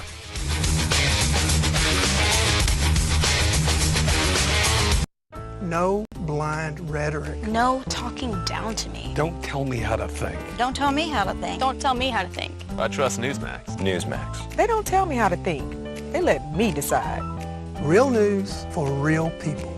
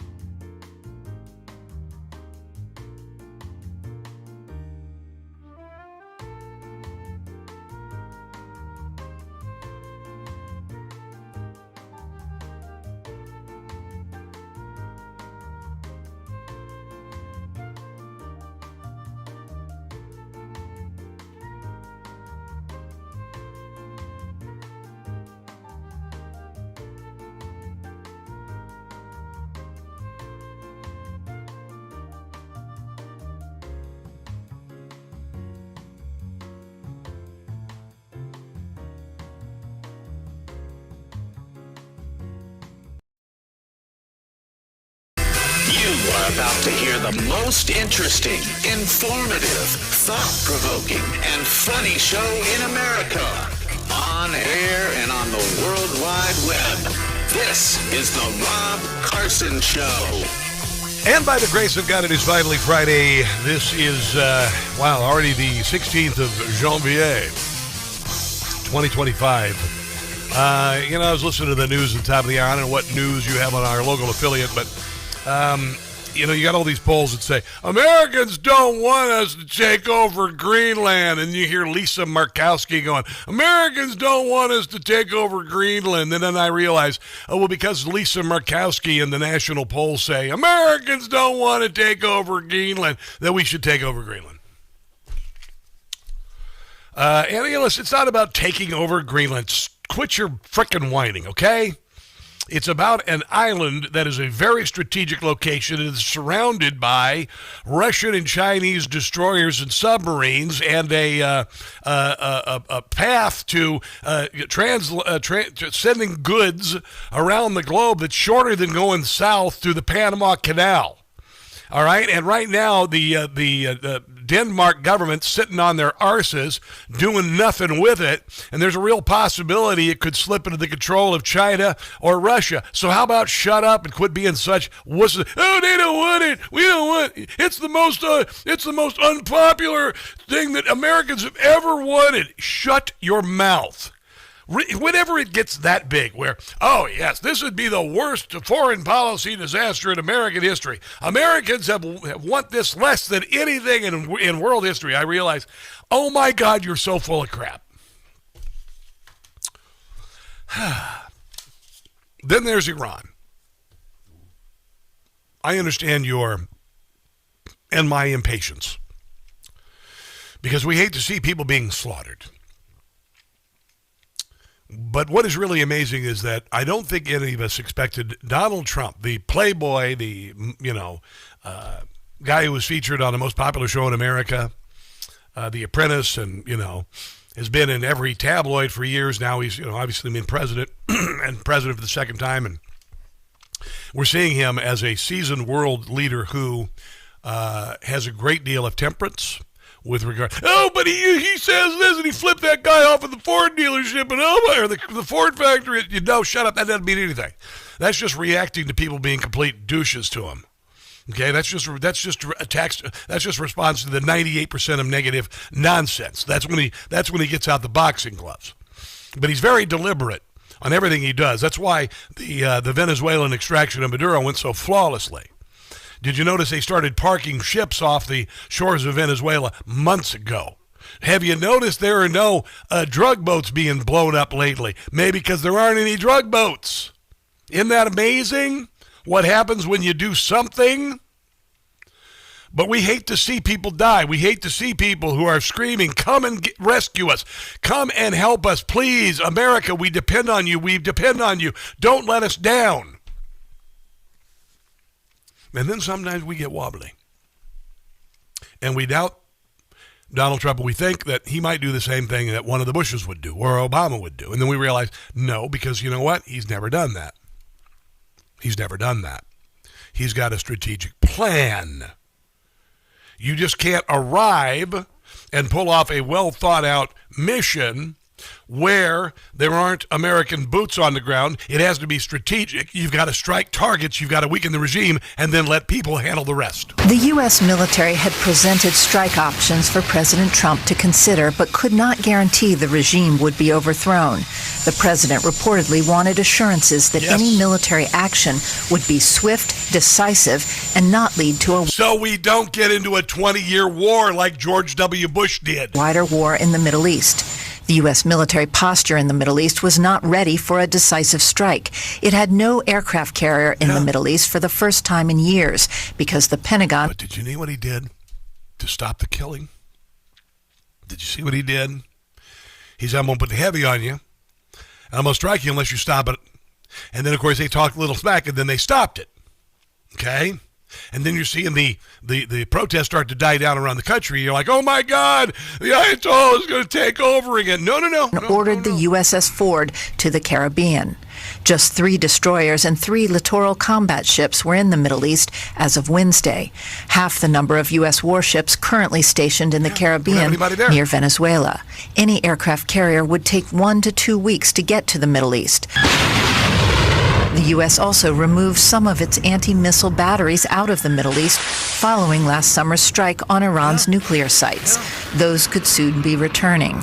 As for what the U.S. military options look like, experts say the president still has a lot of firepower in the Middle East, including an Ohio-class submarine capable of firing up to 154 Tomahawk missiles. And Israel's going to have to step up too, by the way. Come on now, 100%. The Ayatollah can't stay in power. That's it. You particularly after murdering so many of the people, and then also what Iran has done to us over the decades, killing tens of thousands of Americans and others around the world, 50,000 terror attacks around the world, the bombing of the U.S. Marines barracks in 1983. I remember that. It's time for the son of a bee to be booted out. Here's Jack Keane talking about what Donald Trump is doing to drive the Ayatollah out of Iran. But you have to consider what else? Iran's ability to retaliate. Who would they retaliate against? U.S. bases and Israel. So, one, let's make certain that the defense of those systems are as good as they can be. There you go. And that has to be taken into consideration. And then what do we do about the target set in reducing Iran's capability to conduct those retaliation attacks? These are all things that are laid out to the president and making... He's already killing the Iran economy. Decisions. And did you see the dinar, which is the currency in Iran, used to be 70 dinars for $1. Now it's like 1.4 million. Options. And obviously that means we would have to expand the target set to make certain we take down some of Iran's ballistic missiles, I assume. At best, what would come of this is we put the Iran regime on a pathway to its collapse.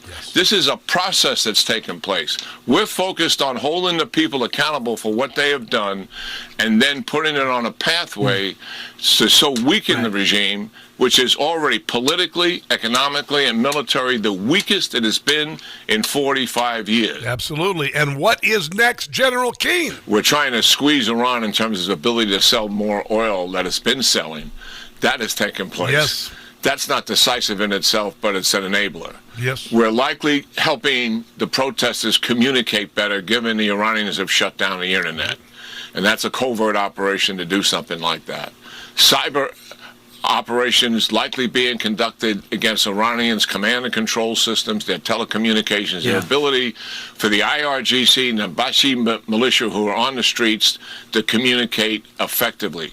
Also, cyber operations against their surveillance capability of the population itself. All of those are capabilities the United States has that are second to nobody's. You bet.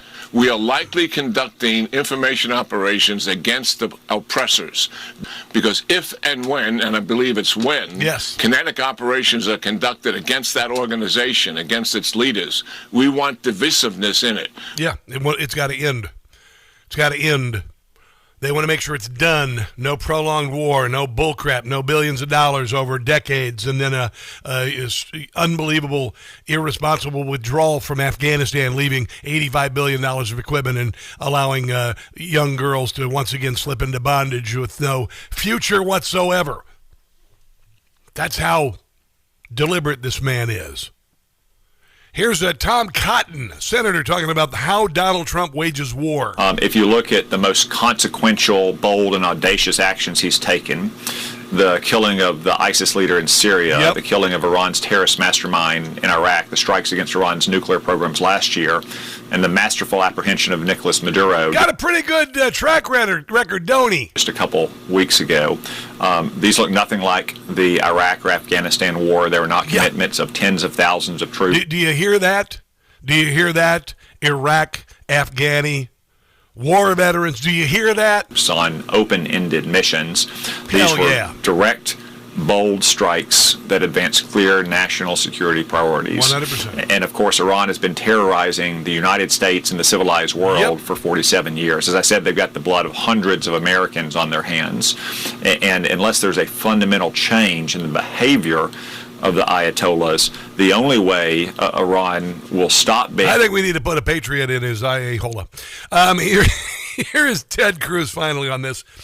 With a message to the Iranian people. Hang on, help is on the way. I want to take a moment to speak to the people of Iran. And to the people of Iran, I want to tell you, America stands with you. President Trump stands with you. And you are fighting to topple a dictator, a theocratic lunatic who regularly leads mobs chanting death to America. And unlike in 2009 when Barack Obama was president and the people of Iran tried to rise up and Obama sided with the regime and against the people, we have a president who is standing on the side of freedom and encouraging the people of Iran. They're showing incredible courage to take out the tyrannical regime, and that would make America much, much safer. I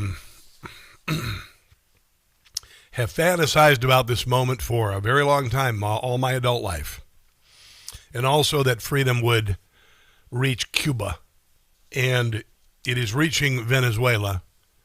And I told you that 2026 is going to be a historic year for freedom. It's going to be a historic year economically.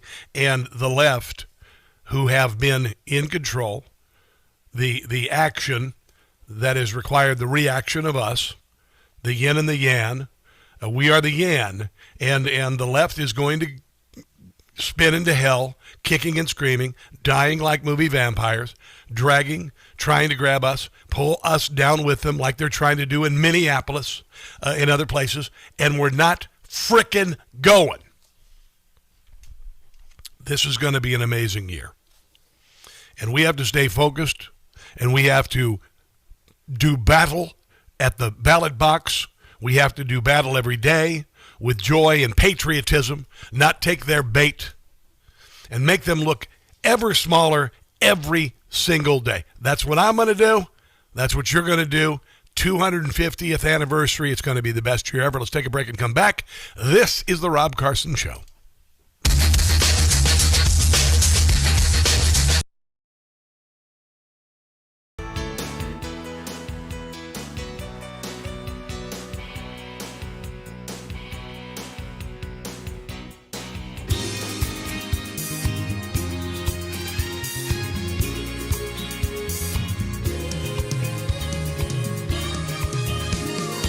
Drugs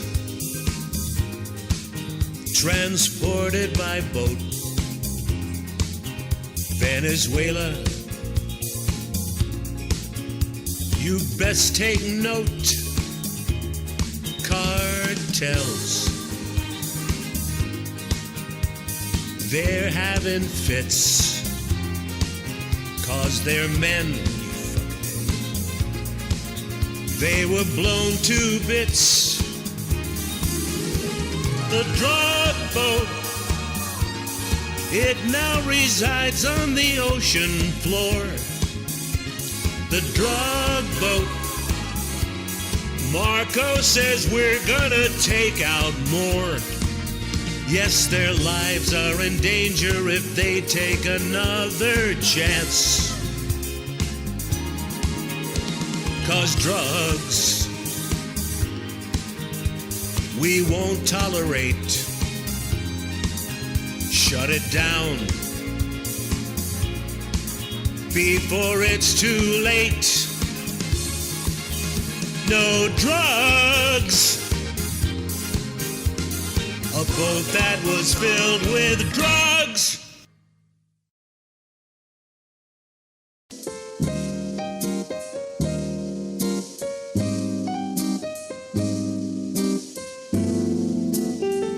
She isn't running, and we're so grateful. That woman was oh so hateful. She's a national disgrace. That's Nancy with a Botox face. Her star was rapidly fading. She's as corrupt as can be. She made millions from insider trading. Where is the SEC? Nancy Pelosi was a lousy speaker. She tried to make our country weaker. I'm glad they will replace Miss Nancy with a Botox face.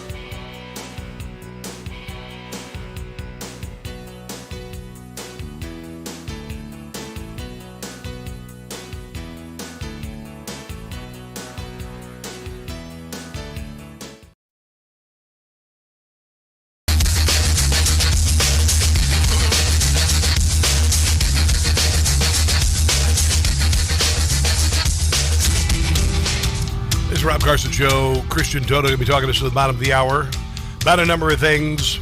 I'm going to see if he checked out Pluribus. Pluribus is this streaming show. It's one season. It's really compelling and really interesting, and I do occasionally binge watch when I take the time to actually do something other than show prep. So we'll talk to him at the bottom of the hour. I want to go to Sam in Sellyville. Is it Sellyville, Delaware? Hello, Sam. Welcome to the show. What's on your mind today? Yeah, when you and Mary were talking about books like Biden and Kamala and Jill. Yeah. Years ago, before I went to work for the Department of Defense, I used to work for recovery firms. And, I was a CPA, and I still am, and so I went to work for a recovery firm. And what we do is we get people's contracts, and we tell them, corporations, and we'll tell them, if we can't find any errors in your contracts and get money back for you, you don't pay for anything. You don't pay for our travel or anything. Okay. And that usually gets us the job. And at one point, they sent me to Random House in Westminster, Maryland. Really? And I was just getting ready to start the audit, and I was talking to the payables manager, and it was just around the time that Bill and Hillary Clinton's books came out. Yes. And I said to him, do you really think you're going to make $6 million and $4 million on those two books? Because that's what it was out in the news, that's the advances they got. Yeah. And he said to me, we might get close to the $6 million of Bill, but we're definitely going to lose money on Hillary. And he said, it's not, we do that for the status of writing their books for them. Really? Or publishing their books for them. Yeah. But he said, we make the money back on F. Scott Turow and David Baldacci. And the leadership of Random House and most book companies want to do this for the politician. They'll make donations when they're campaigning, and when they retire, they give them a big advance, knowing they're not going to get it back. But don't they? Let me ask you this. But don't they also? Aren't there political groups that will buy up books to fluff the numbers, the sales numbers? He didn't mention that, but I imagine there are. Yeah, it happens because they want them to look better. But yeah, they do. There are PACs that buy books to fluff the numbers. There are. I wonder how many real books that Kamala Harris, the failed presidential candidate, with her book 100 Days of Failure, I wonder how many books she actually sold. Well, it's probably a couple 100,000 or more, but I doubt it's say more than that. All right, bro. Well, listen, I got to run. Thanks for the phone call. Jason, Columbia, South Carolina. What's on your mind today, Jason? Did Jason drop off? Huh? What?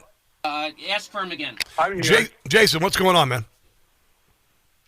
Yeah, hey, sorry I missed the call initially. Go ahead. Yeah, I've been listening to you for about 20. Yeah, you've said about 100 patently false things the past 20 minutes. Bubba Boy!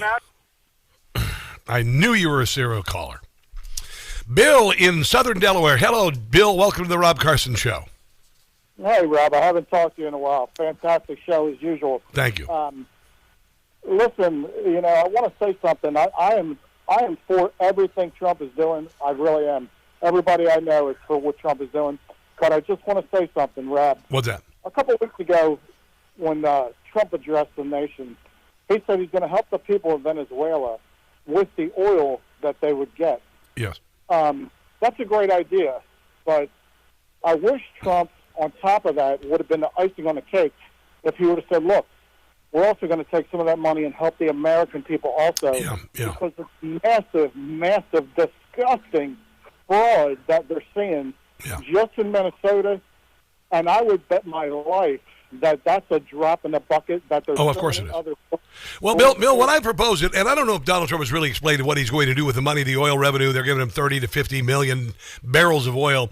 I suggested an oil dividend once things settle down and we can assure that the Venezuelan people get the money, make sure that they get it because they've lived in poverty and misery. Could you imagine what a check for $1,000 would do for the average Venezuelan? It would be a drop in the bucket, wouldn't it, bro?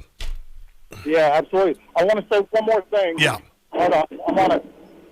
I'm on a construction site. I'm moving around a little bit. Gotcha. I want to say one more thing, Rob, and that is this: that knowing that there's so many illegals in Minnesota, right? I mean, yes. that's a fact, right? So, doesn't that mean that Tim Walz election is illegitimate and Jacob Fry's election is illegitimate? And the other thing is, where's the handcuffs, dude? Yeah, I Rob, know. so many people that I work with and just everybody I talk to are so disgusted. They love what Trump's doing. Love it. They love the guy. Yep. They love his brashness. They love how bold he is. Love everything he's doing. But where's the handcuffs? He has got to get... I know. It's a process, not an event. And I understand your impatience. I completely, because I've got it too. Yeah, but it's amazing. I believe in this man. I believe in this man because he suffered so much. Anyone else in world history get shot in the ear while you're giving a speech, you'd be like, I'm done. I'm out. I'm going to Mar-a-Lago. See you. Good luck. Right? Yeah. So it's an extraordinary human being. Hang on, bro. That's all I got to say. I keep hearing from people. I heard my friend Grant Stinchfield tell me the other day. He has friends on the inside, and he says that accountability is coming, and it's got to happen. And by God, if there's nobody above the law, and by the way, these are Democrats, including Hillary Clinton. Nobody's above the law. No one is above the law. No one is above the law. Nobody is above the law.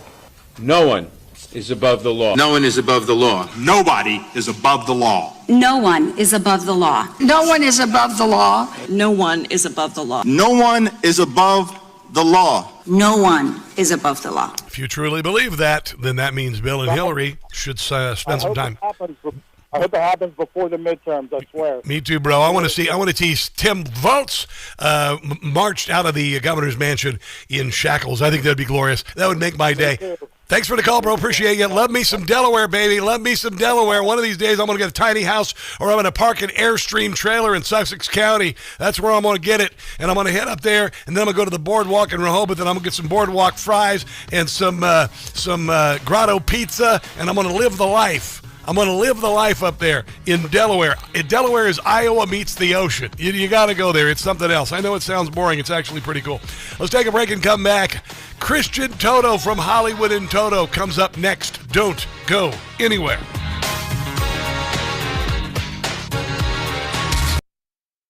Hey, guys, it's Carson for Relief Factor.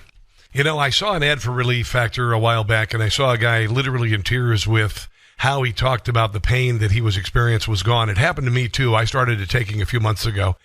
My hip was really bothering me, and I wondered, because I'm the age of, replacement of joints and whatnot, if it could be better. And I started taking Relief Factor, and it healed. It's a 100% drug-free, research-based formula created to help your body's natural inflammatory response, the same one that cause everyday aches and pains from aging, exercise, overexertion, and just normal living. It helped me with my hip, my neck, my shoulders, all the places that remind you you're not 25 anymore. Relief Factor supports a healthy response to inflammation, helping you stay active and keep those joints and muscles feeling good. It's made with 4 key ingredients: omega-3 fatty acids, resveratrol, curcumin, and icariin, each one helping from a different angle. You can start with the 3-week quick start for just $19.95. That's less than a cup of coffee a day. So if you're tired of creaking like an old floorboard every time you move, give Relief Factor a try. Go to ReliefFactor.com. That's ReliefFactor.com and feel the difference. Relief Factor, because getting out of bed shouldn't count as a workout.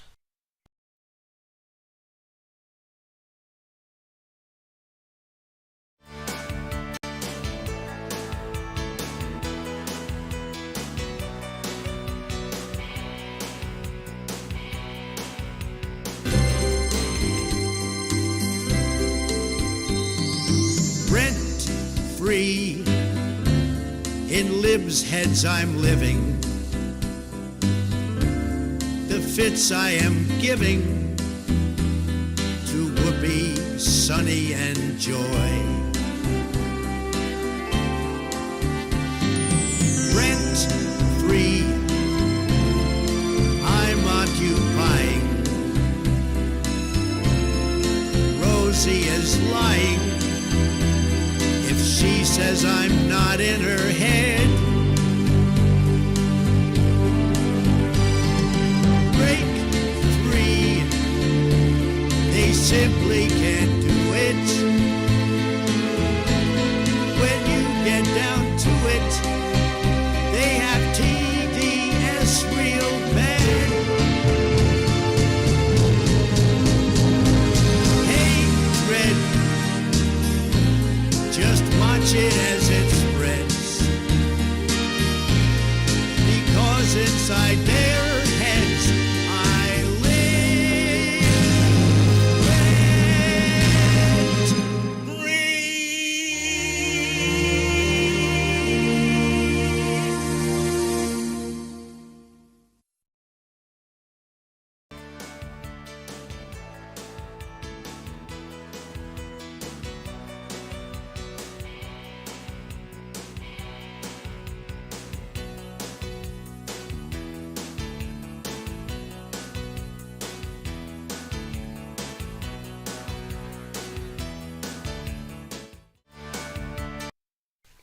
Hey guys, it's Carson for Quince.com. Colder days mean layers, and your winter wardrobe may have you considering a winter reset.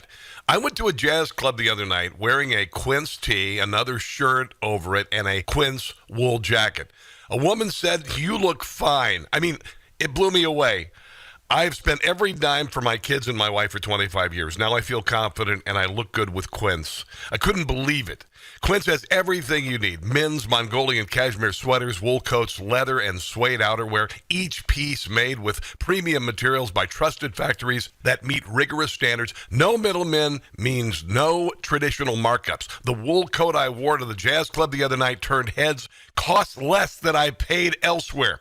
You can also find anything for your home, including kitchen, bath, and even for travel. Refresh your wardrobe at Quince. Go to quince.com/Newsmax. That's QUINCE.com/Newsmax for free shipping and 365-day returns. Quince.com/Newsmax. That's quince.com/Newsmax.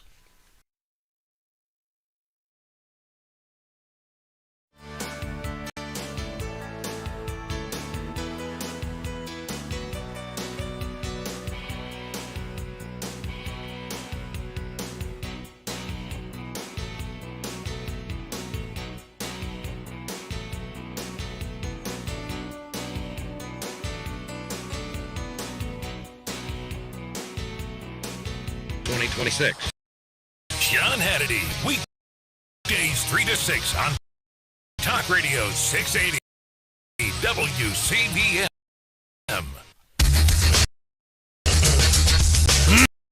Here we go.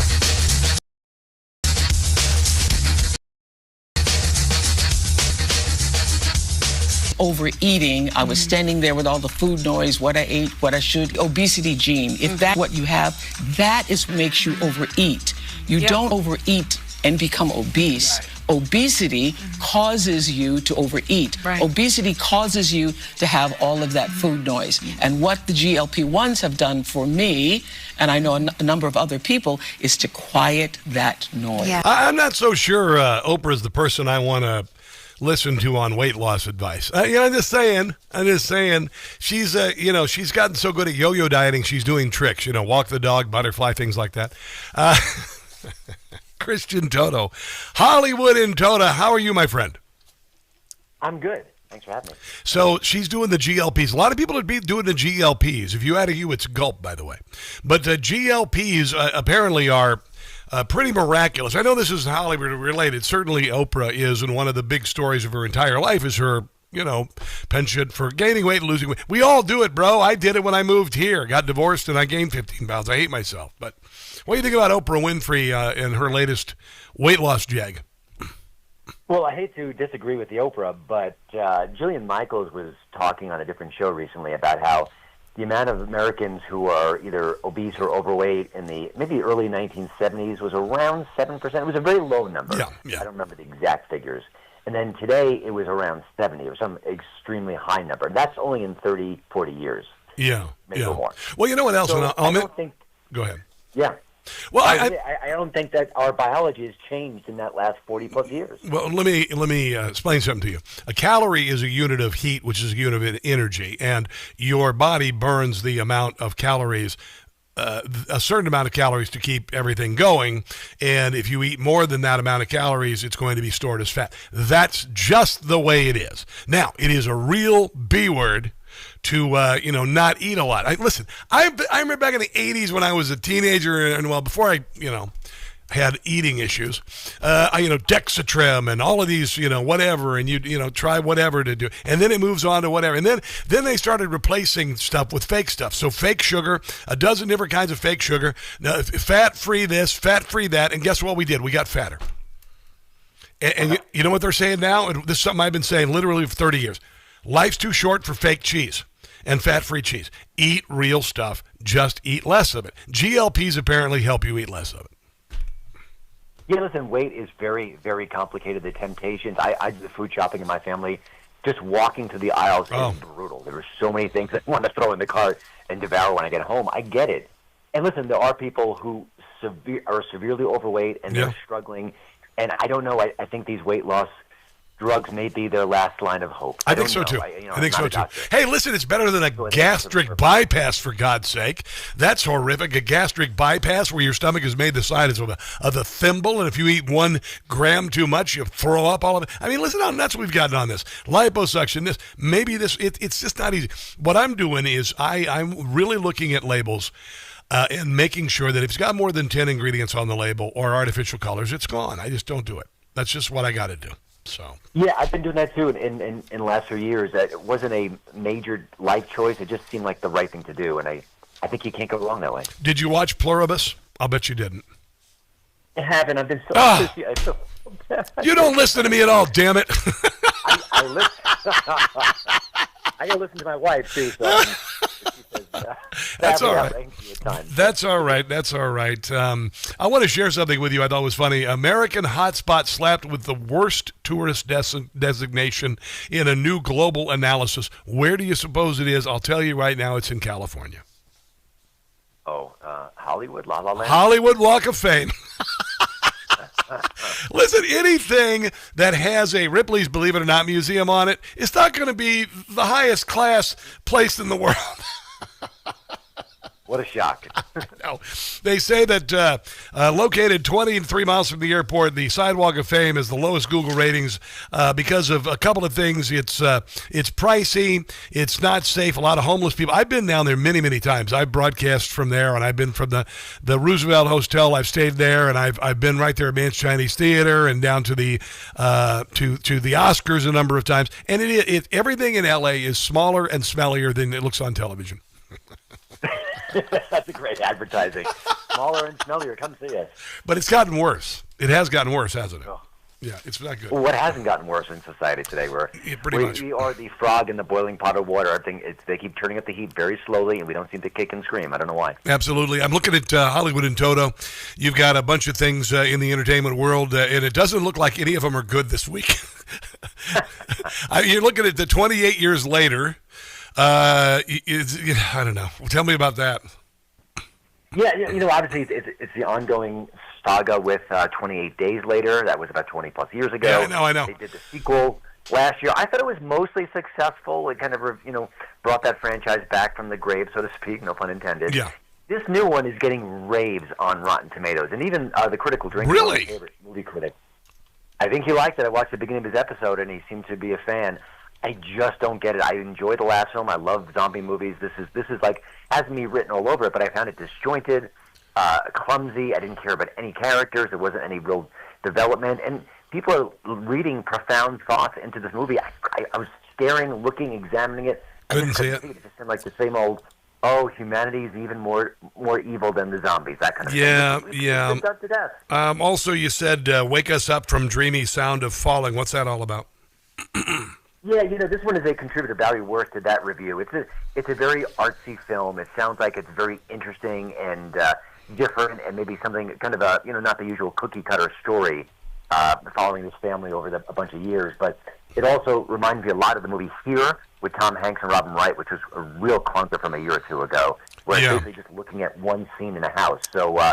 Yeah, my guest critic didn't like it that much. It seemed like one you'd really want to avoid. Maybe catch it on streaming one day. I noticed that the Golden Globe ratings were once again down. I thought Nikki Glaser is A, hot, B, funny. Not enough to save the Golden Globes. Yeah, and I don't think it was her finest hour either. I agree on both counts. She's attractive, and I think she's very, very sharp, smart, very funny, very sophisticated, edgy at times. Listen. You're reaching out to the Hollywood community. You're not really reaching out to America. Yeah. And so a lot of the jokes were kind of aimed in that direction, poking fun at CBS News. There they want to actually have some balance to them, that kind of a thing. So, yeah, it is what it is. And I don't know how the ratings don't drop even more than they actually do. There is, I don't know about you. I think you're a fellow Gen Xer like me. I've never understood Johnny Knoxville and the Jackass movies. Even when I was much younger, I always thought they were pretty stupid. And only movies. You ever notice that women never make Jackass movies? But he's got Jackass 5 coming out here. Johnny Knoxville says he's way over my limit for concussions after announcing Jackass 5. And then he's got that new series. It's an upgrade of Fear Factor. Did you see that? Yeah, I know it's coming soon. He seems like an affable guy who's made a career that's a very unique spin on Hollywood. And I don't get it either. Listen, I'm not a princess. I can really appreciate rough and tumble comedy. I don't mind slapstick. There's something about those movies that just doesn't work for me. There's something about a lot of people who love them. Putting a giant bungee cord on either side of an outhouse that's full of human feces and strapping a human being into it. I just don't think it's funny. It's not fine art, that's for sure. But there's enough people doing it. But listen, Johnny needs to be very careful because he's risked death a lot. Like you mentioned, the concussion issue. That ain't nothing, man. I hope he retires after this movie. And he's made a hell of a lot of money. Can we take a break? I've got a couple of other stories I want to talk to you on the other side about Kristen Toto, if you don't mind. Let's take a break and come back. This is the Rob Carson Show.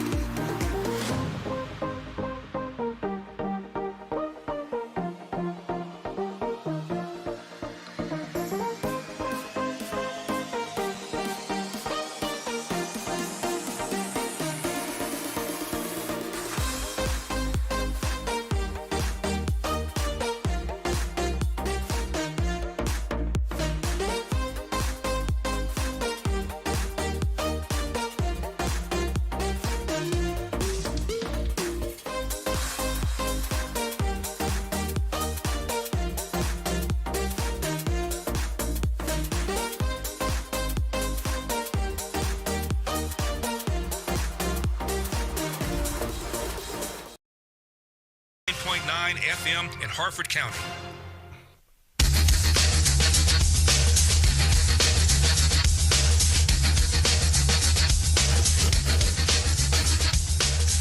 Poor little Democrats. Are you guys okay today? I came in to check on you. Every time Trump does something good, you guys spaz out. Would you guys shut up and let him work? We'll get back with Christian Toto, Hollywood and Toto.com if you want to check that out. But I want to tell you right now, why precious metal investment in 2026. For the past year, the price of gold is sitting at $2,700 last year. At this time, $2,700 an ounce. Today, I looked at it. What was it at? $45.88. With gold in particular, reading from this article from CBS News. There are also central banks around the world to consider. For the last several years, central banks have been buying gold in droves, which is a good sign for investors who are eyeing it. Over the past decade, ending in 2024, central banks increased their gold holdings by roughly 21%. And from 2022 to 2024, central banks added 1,000 tons of gold per year on average, a pace well above historical norms. It's becoming more precious, you see. The precious. And so if you don't have it in your portfolio, I would recommend doing that because I don't think your 401k has performed like this, going from $2,700 to nearly $4,600. That kind of grain, that's like, what, 40%? Pretty gigantic. Until the 30th of this month, Birch Gold, if you're a first-time gold buyer, I should say, you will get up to $10,000 on qualifying purchase of gold, okay? So if you want to get the ball rolling, again, just text my name to Rob to 989898. Just go right there in the text, put in the number 989898 in the body of the text, Rob. You'll get a response, and then you'll get a text, and they'll get in touch with you, and then you'll or get a phone call going. There's no obligation, but I would suggest, considering the price of gold and how much it's gone up meteorically, every day that ticks away is a day that you're not making money with gold. So text my name, Rob, to 989898. Rob to 989898 for Birch Gold. And remember, $10,000 for qualifying purchases as a rebate by the end of this month, which is the 30th, which is flying by pretty quickly. Here's something kind of interesting. You know, I think you grew up with vinyl records, right? I grew up with vinyl records, then cassettes, and then CDs, and now MP3s. You betcha. Taylor Swift, Life of a Showgirl album is helping to help vinyl sales in the United States continue to climb. I go to Walmart, right? I go to Best Buy. It's not like back in the day when you had, album stores. But there's a lot of vinyl out there. A lot of classic vinyl like Prince Purple Rain, a lot of Pink Floyd The Wall, but also new stuff too. It's amazing, and I thought it was a fluke. Maybe 5-10 years ago I started hearing about this where albums were making a comeback of sorts, and I thought it was maybe kind of a hipster choice, and that was it. But yeah, it's enduring, and it flies in the face of common sense in a way because we can get everything digitally, but people love that sound. It's a warm sound. Yes. The audiophiles describe it as such. I don't disagree. And it just the cover art and the feeling, the tactile nature of it is special. And I'm actually really curious how young people connect with it. Besides any sort of audio sensibility, do they enjoy the fact that it's in their hand? They can look at it. They can kind of read the liner notes and stuff. I don't know. Well, we all know the album. I grew up with the album. You listen to the album experience. Not so often was an album great back to, beginning to end. Pink Floyd, Dark Side of the Moon, perfect record. And there at Rush 2112. I'm dating myself here, but Princess Purple Rain was pretty perfect record. Can you think of any others? Oh gosh, U2's War I think is pretty. Oh yes. Pretty pristine from start to finish as well. But you're right. But listen, it doesn't mean that the album isn't great. I mean, there's always a clunker or two. That's okay. Yeah. It actually oddly makes it more special. Maybe you go back and reappreciate something that you thought was just not worth your time. Maybe it is now as you get older. So it's amazing. I just think that kind of listening in like an album side, the way the songs roll together, there's something magical about that too. The way one track goes to another track to another, the way an album starts and where it ends. I know. It's almost like a lyrical nature to it. Yeah, it's pretty cool. It's pretty awesome. And the album cover. I mean, we remember album covers, and album cover, you always looked for the album cover. Album covers are a big deal, especially like, remember in Spinal Tap, when they decided to go with just a black cover. Remember that? Was that None More Black? Yeah, exactly. All right, Kristen, that's going to do it, man. I appreciate you being on the show today. Where can people check out your podcast and all the other stuff you do? So it's all about Hollywood in Toto, T-O-T-O. You can punch it in YouTube. You'll find my podcast there, or just go to hollywoodintoto.com. All right, I appreciate you. Thanks for the phone call, and have a glorious weekend. All righty. What do we want to cover here before we go to the break? Let's cover a new piece of comedy from Jim Gossett about the insurrection in Minneapolis with Donald Trump singing. For those of you who grew up with Schoolhouse Rock, you'll appreciate this.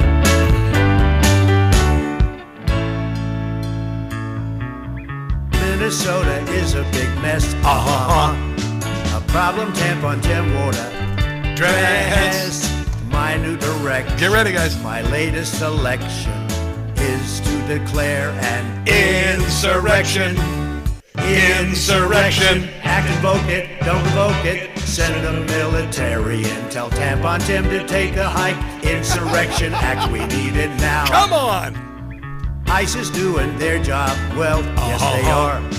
Minnesota's gone straight to hell. It's out of control. It's taking a toll. That's the definition of insurrection. Insurrection, act is needed, should be heeded. Tim Walz being put in cuffs is something that we'd like to see. Lock him up and throw away the key. That would be nice, wouldn't it? It would be nice to see some accountability. Let's take a break and come back. This is the Rob Carson Show.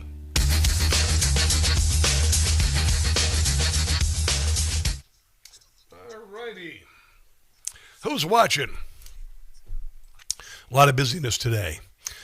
JL Nelso 1. Insurrection. Hello, you're new here. Welcome, welcome. Glad to have you here. I go to the original 1969 Woodstock album. Tom K. My sister Georgia had that, and I listened to it.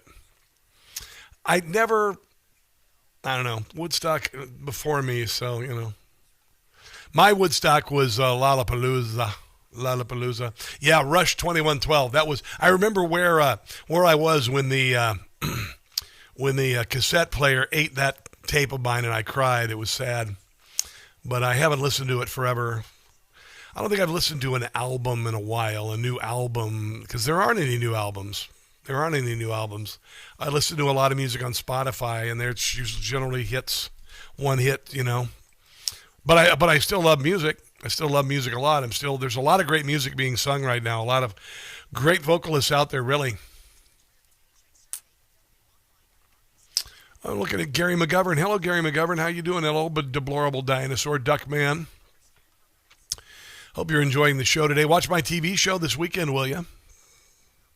Steve Hardwater, FYI, back the blue means support the police. Yeah, we know. I saw the back the blue American flag in traffic yesterday. It's nice to see that in a liberal bastion where I live. And it is that, but there are a lot of conservatives here too. So glad to have you watching us. Let's look over on Facebook, to William Kinzer. What up, William Kinzer? Kathy Dornan, you saw my Rob's Taco Soup video. I know I look so young. We get old. It's kind of a blessing to get old, because if you don't get old, you die. So there you go. The best president of my life since 71 years. Yeah, you're right, Debbie. All right, here we go.